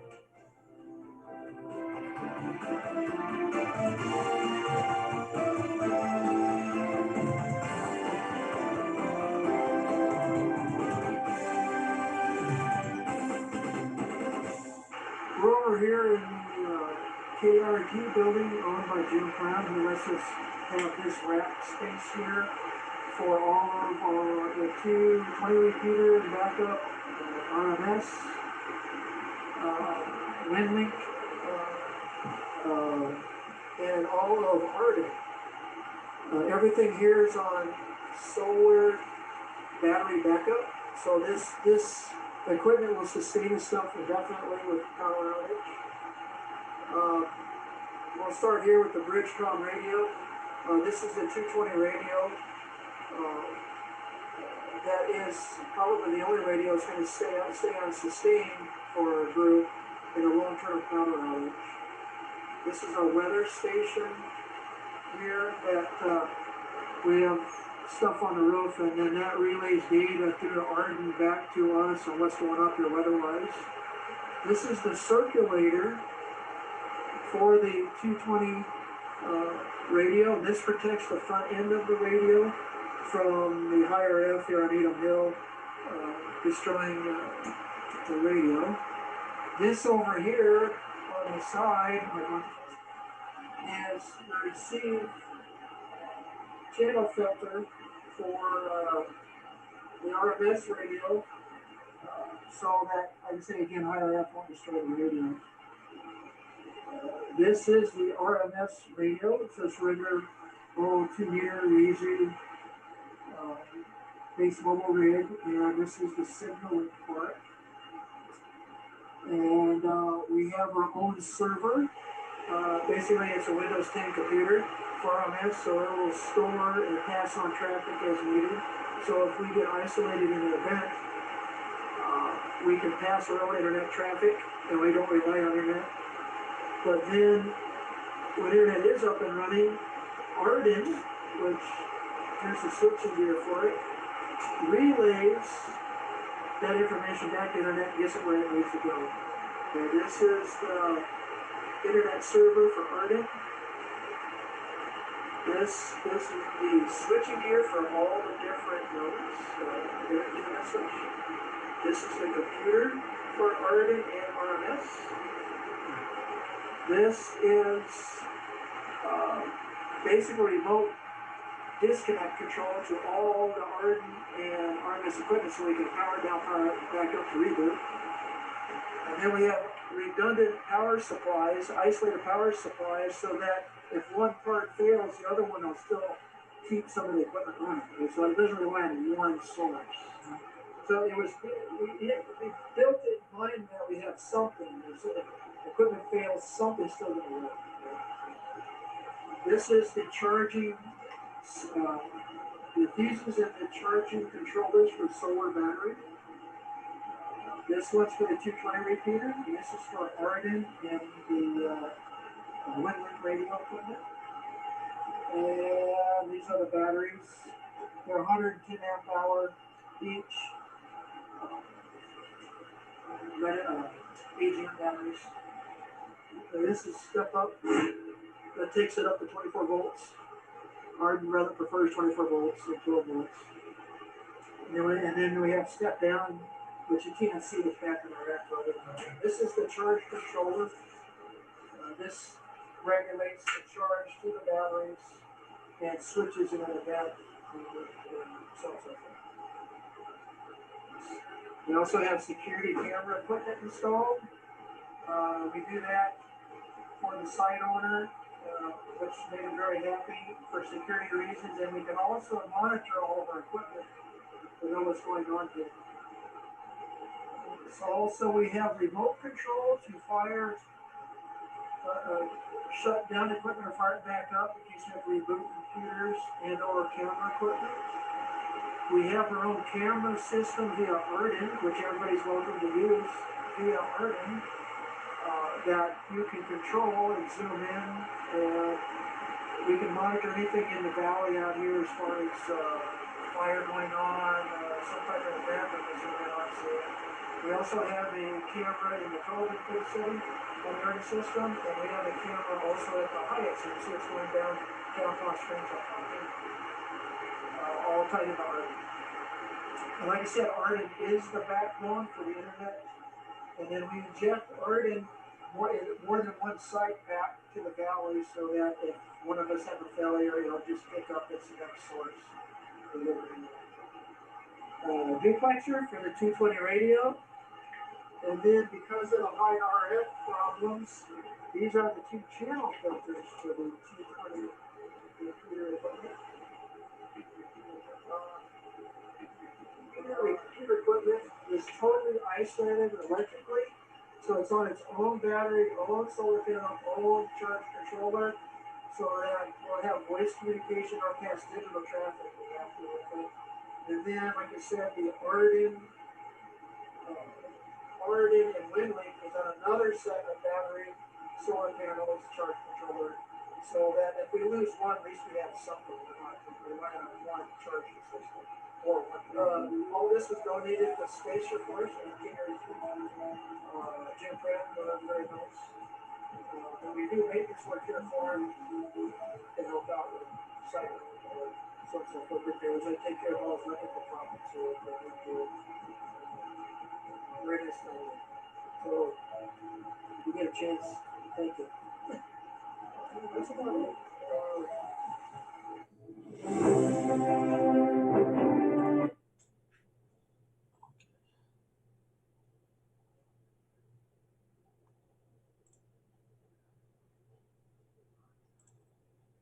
Okay, am I back on, or is it still my screen?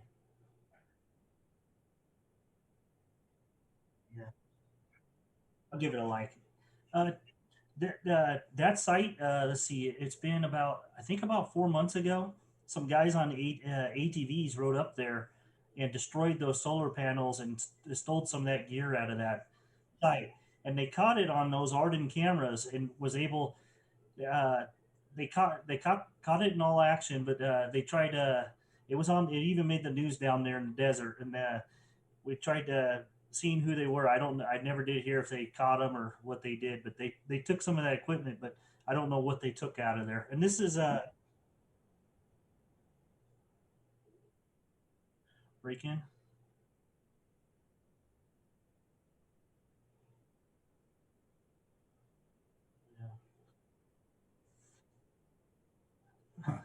So I wanted to show you the next video. I was searching and searching and searching, and then I found desert rats. Not after I watched all these other videos. I go, why didn't this one come up first? I want to use this one because this is relevant to us because we do use these repeaters. But I found some back east, and I was really curious about this one right here. They were doing some yard maintenance, so I skipped ahead. I wanted to show you guys the battery setup they had for inside this here. Let me see here. Share screen. Screen 2.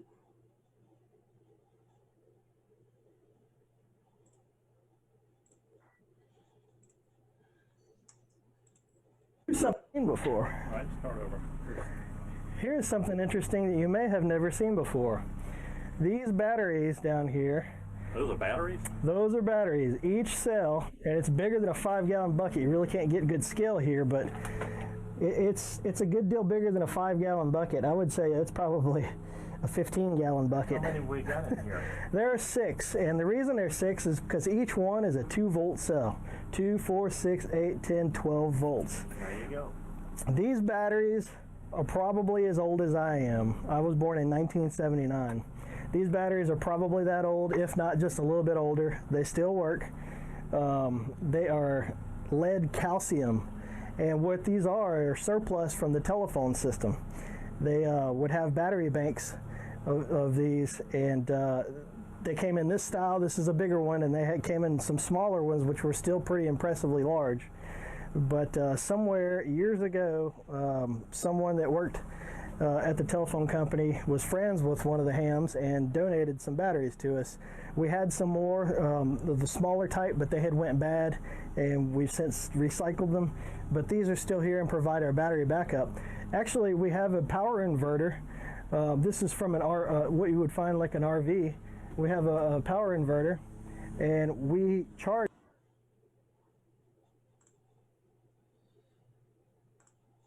Lost it. Okay, I just wanted to show you guys those batteries. That was very interesting because I couldn't imagine carrying those into that building. That's for sure. But they must be awfully high current, aren't they? I mean, high capacity of current wise. Yes. They gotta be. I worked at G-Tel, General Telephone. Those batteries are 175 pounds apiece. We had 200 of them. Each unit was 10,000 amps. Holy smokes. Wasn't their line voltages around 105 volts typical on the phone lines? 48 volts. 48. Yeah. Wow. Back in the early 80s, my sister and her husband were totally off the grid, and they were that way up until about 5 years ago when they sold their property. But their first batteries did come from the phone company, and they were these great big glass 2-volt cells, big monsters, and they held up very well. I think they were used. They were telephone company pulled them from service routinely, and after a certain period of time, and that was anyway. They had a good run. Well, the battery technology today is, I have some friends down in Mexico that are using gel cell batteries specifically made for the home. And they have like 6 or 8 or 10, I forget the exact count, pulls 10,000 watts of power. Will run the air conditioner, will run everything. Wow. And he has it in his garage with a big controller, a high current controller. And they're totally off the grid and have been off the grid for the last 15, 18 years. It's crazy. They feed that from a solar system? Yes, the solar system keeps them charged and keeps them floated, so they float every so often. And then they also cycle them every so often, and they just get good use out of them. But they're not really huge. I mean, they're about, I guess 1 foot wide by 5 or 6, or about 2 or 3 feet high, and just totally sealed batteries, and they just last forever. They're very good. Yeah, that almost sounds like the size of a submarine battery. Oh, probably. I don't know.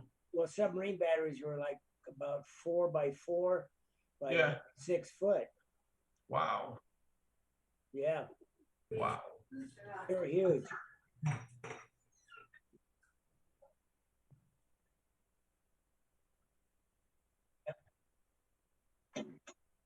I have, I have one more slide. And this is just the types of repeaters that there are. Yeah, especially here, we do have, I believe there's 1 6 meters. I can never get it to work in up here in Forest Falls. I could have never got it to get it to work from here, from my location, but I've tried. But we all have all these available to us: 2 meters, the 440, 220. We do have these repeaters we can reach from our homes here, and there are 10-meter repeaters out there, but it's not available to technicians. You have to be a general or more.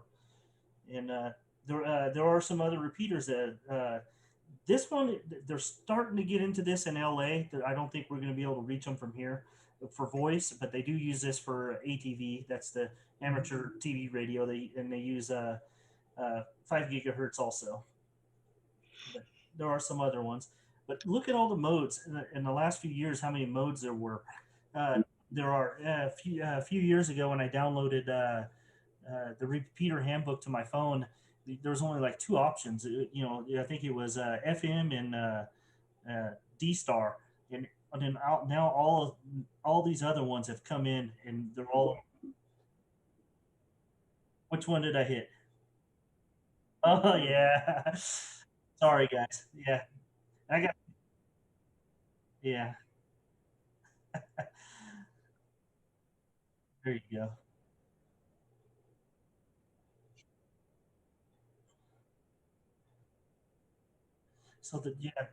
So a lot of digital stuff is really starting to take off, especially here in LA. The Southern California really taking off with the link systems. We do have the WinLink system, probably one of the biggest link repeater systems out there. I mean, all the way into England and Canada. I think there's even one in Australia now. So they're getting pretty big. There was one that went to Japan also. They got one in Japan now. Well, I think so because it wasn't too long ago. I was on the wind system and was talking to a guy riding his bike somewhere downtown Tokyo. And some of those guys can echo link in also, so that even makes it even bigger.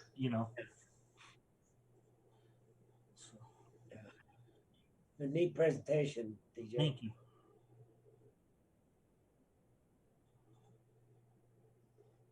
Very good.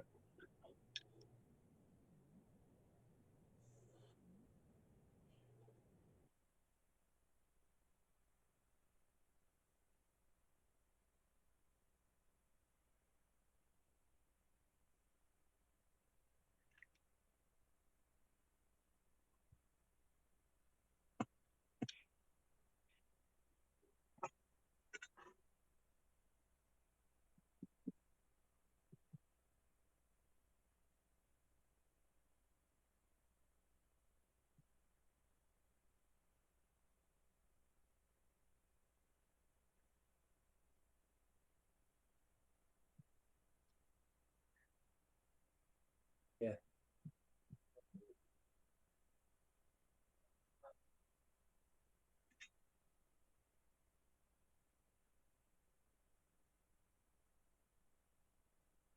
Yeah. Yeah, Don introduced me to EMR about a year and a half or so ago.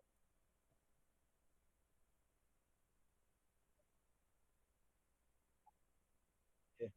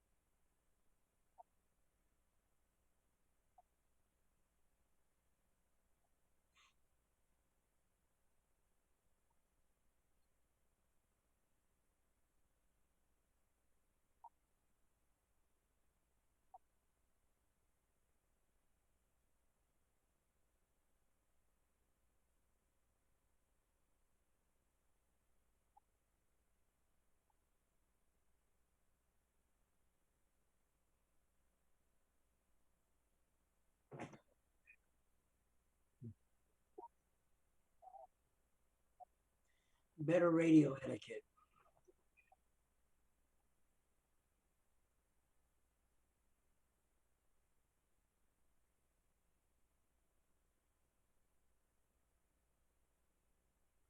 Hey, DJ, question. When in the past, the frequency allocation group, Scrubba and all those people that were kind of monitoring everything, what happens when you go digital versus the old analog mode? Has any of the frequencies changed as far as bandwidth or allocating sub frequencies within a frequency type of thing? Is any of that going on? You still have to go through them because you will still interfere, and what it sounds like is Dave showed us one time. It's you could tell a signal. It's a different type of signal. It's almost like someone sat on their mic for a second or something, and your radio will pick that up. Especially if you're transmitting and somebody's receiving, you'll interfere with that a little bit. Yeah. And it sounds like someone sat on a mic for a second or two, or like put their hand over it and was talking. You could definitely hear it. So they haven't really defined a wider frequency spectrum for different channels or more channels because it's digital. It's strictly a different mode of operation, which allows to do all kinds of things. I understand all that. So not much of the frequencies have changed at all. It's the carrier, digital carrier versus an analog carrier. Yeah. Yeah.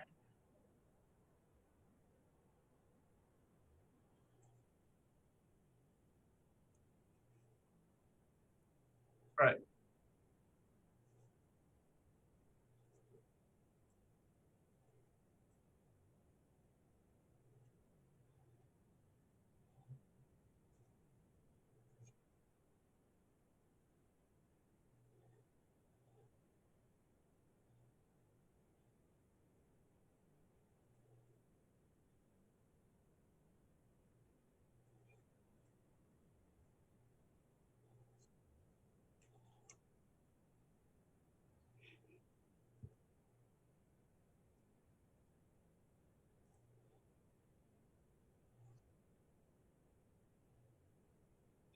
But is the repeater the decoding entity, or is it the receiver that's from the other side of the repeater that's doing the encoding and decoding entity? In other words, yeah, okay, that's what I was curious about. Yeah, go ahead. Earl has this. Yeah, like on C4 FM, there's 4 modes that the repeaters are set up in.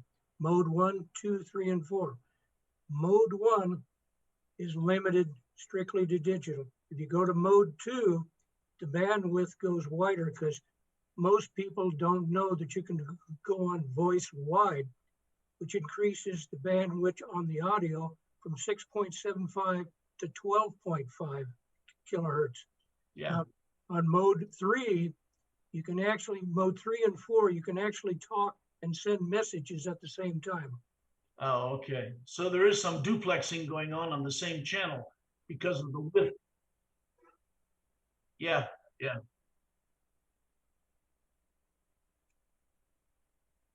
Yeah. But it's too on their repeater, and there's a lot of like internet nodes connected to that network, is why you can talk to a guy in Australia or Japan or Timbuktu. And Bill, yeah.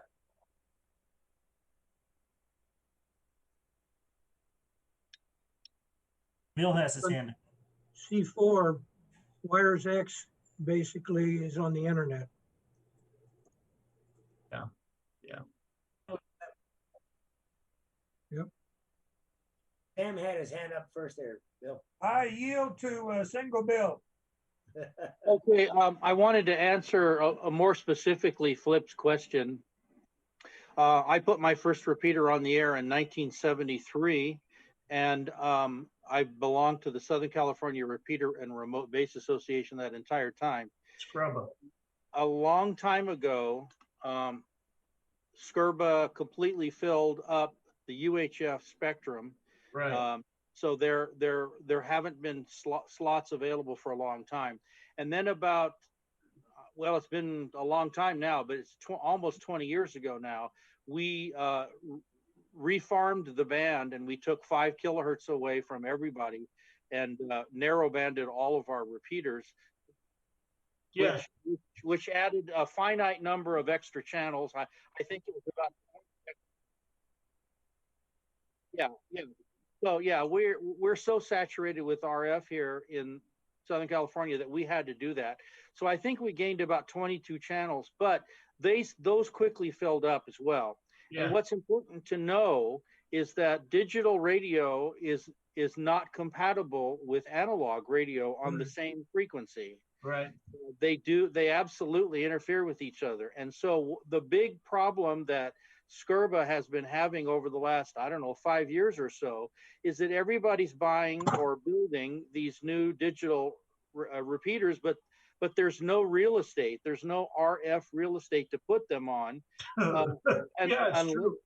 Unless you have the permission of somebody who's already camped on and is properly coordinated for an existing analog channel. So that's what they've been doing. They've been trying to do diplomacy and trying to get these people, that some of them are, the majority are on analog, and the new people that are coming up on digital, they're trying to get them to talk to each other so that they can share the space. And that's the big problem. They're making equipment faster than the RF will allow, because they're not making RF anymore. But how can the analog and the digital occupy the same bandwidth or channel on a single repeater type of thing? You can't do that. They can't. That's what I'm saying. They have to time share. Right. So, exactly. So what they're doing is they're saying, well, you can have it between 12 noon and 6 o'clock, and then I get it for the rest of the night. Yeah, it's weird. Yeah.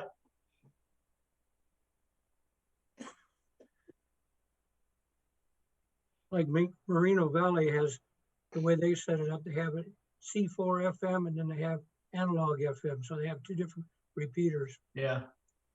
But still, a digital repeater, can it handle the analog signal even on a timeshare basis? No, they can't. It's a different repeater. Yeah, different machine. Yeah, that's right.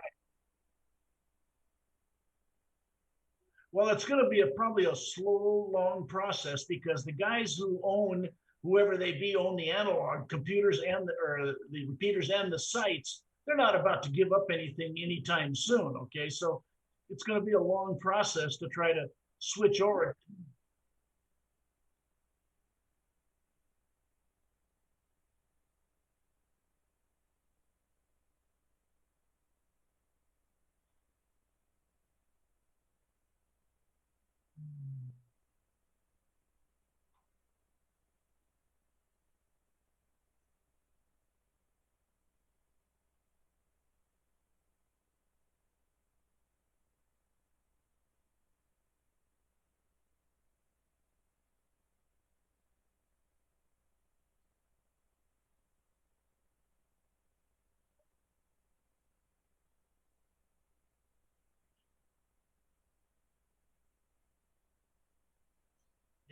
Yeah, that's a problem.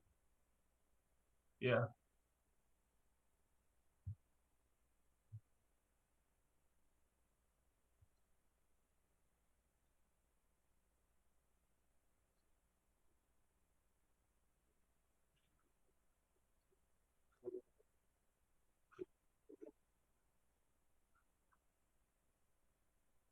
Sure.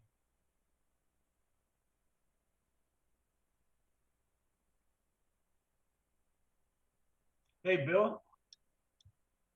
Bill, I got one last question, Bill, and that is, have you seen in the past, last 10, 15, 20 years, the repeaters, everybody wanted one, everybody got one after big fights of getting them, and then nobody's hardly using them, okay? Now, I believe that's changing. They're starting to be used more and more, and probably with the advent of DMR and so forth. Are you seeing that also, that there's more usage on these repeaters? Well, yes, I am. There was a period of time when there was almost no activity. I mean, if you put on a logger software, you know, in a 24-hour period, a given repeater might be on the air 3 or 4 minutes. Yeah, right. And that's when people were staking out their territory and just sitting on it. There's been a lot of negotiation to co-locate those repeaters, and the SCRBA has worked really hard to do that. So the repeaters that have very low usage, they're putting them all on the same channel. Oh, there you go. Yeah, that's smart. So what that does is it then opens up a channel for everyone that you co-locate. You now open up a channel, Yeah, that's and smart. somebody else can occupy that. So yes, the total amount of talk time over per given channel has increased. Yes. Oh, that's good. That's good. And I suppose a lot of the new young hams that's where they start out a lot also, is with repeaters and simplex and the whole 9 yards, you know? Yeah, right. Crossbanding. Yep.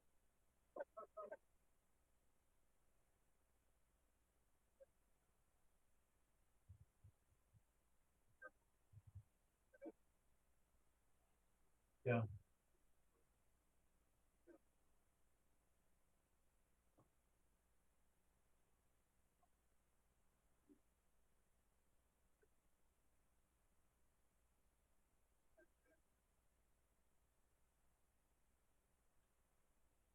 I think that perhaps New York State, possibly New Jersey, other places with a lot of population in a small area, they have also gone to narrow banding. Yes.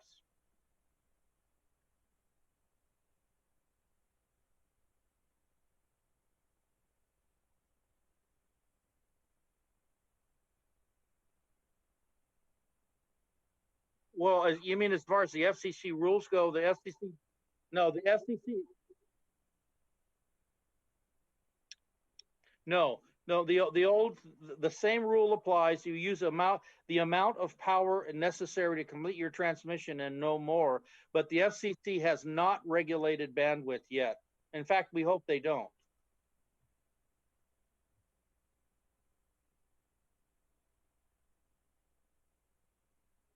Well, actually, yeah. Yeah, that's correct. Yes.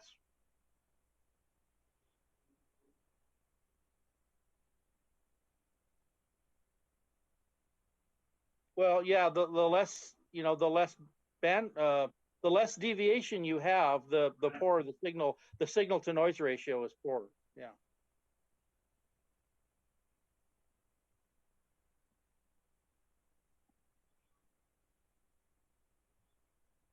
Well, yeah, the noise seems to stay the same, but the intelligence has diminished. Yeah. Yeah, right. Like in DNR, the audio is 12.5 K. Yeah. That seems to be a magic number over the years, deviation of 12K on FM. And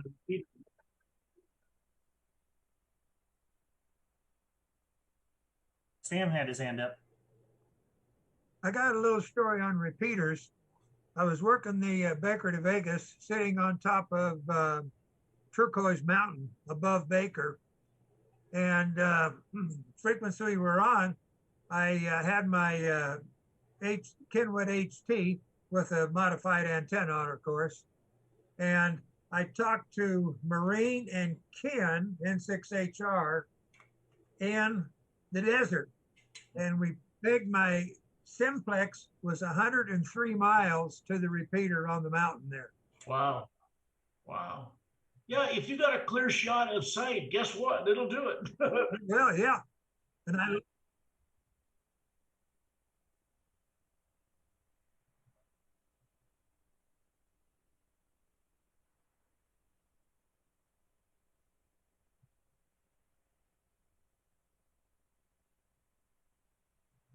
well, when I was working on Santiago for a race, and I got assigned right on top of the hill. I was hitting everything on the San Gabriel Mountains with my little 5-watt HT. Everything just as clear as I was running 220. Yeah.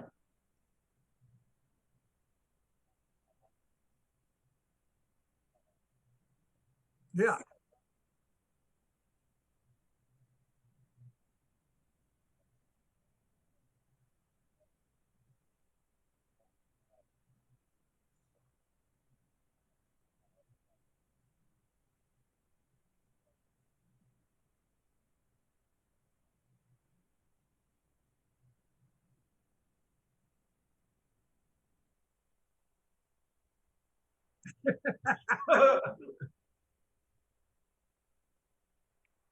Yeah. Yeah.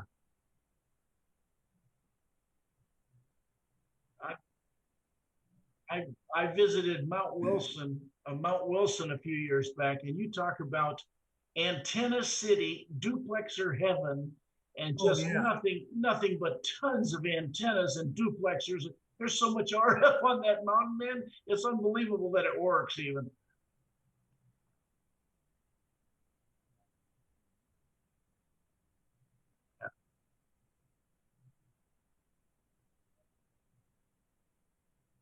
Yeah.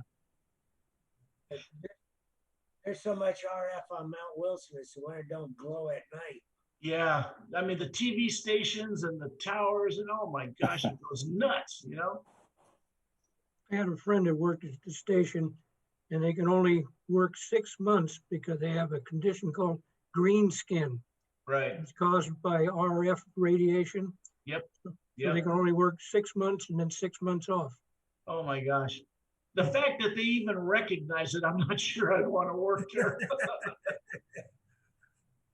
Ooh, ouch, ouch. Yeah. Guys, 73s, I got to get out of here. I got some stuff to do. Yeah. Hey, I gotta go too. Yeah, Thanks, early Bill. tomorrow. See you guys. I'm out of here too. Night all. We'll see you later. Yep. Bye, Ron. Take care. See you guys. Top evening to you, Mr. Fitch. And you could all see me. How'd you get on, John? What was the problem? I got your email with the link at 8:10. That's when I got it. Was that the one I finally sent where I just pasted a link on it? The first time, this morning. Yeah, okay. And that was on my computer. I still didn't get it on my cell phone. Huh.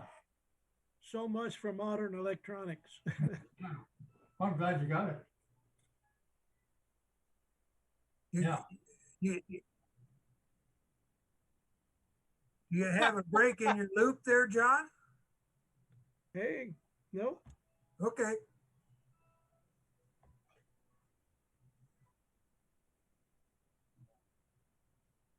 Yeah. Oh,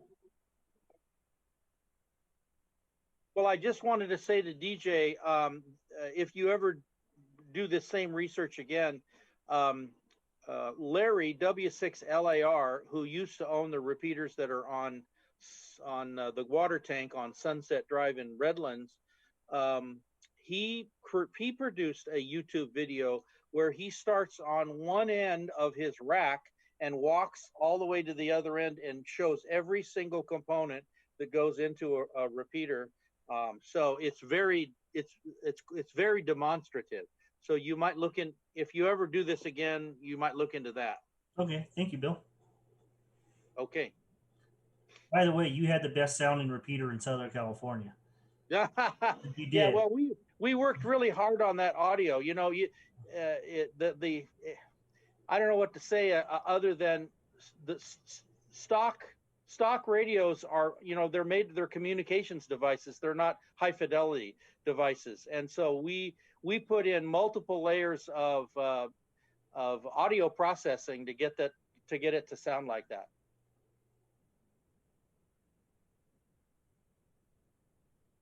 Oh yeah, well yeah, this is yeah. Once you got towards Redlands, you could get it. Yeah.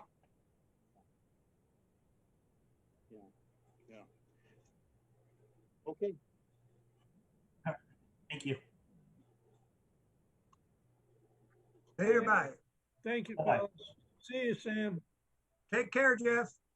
Yeah. See you guys. 33.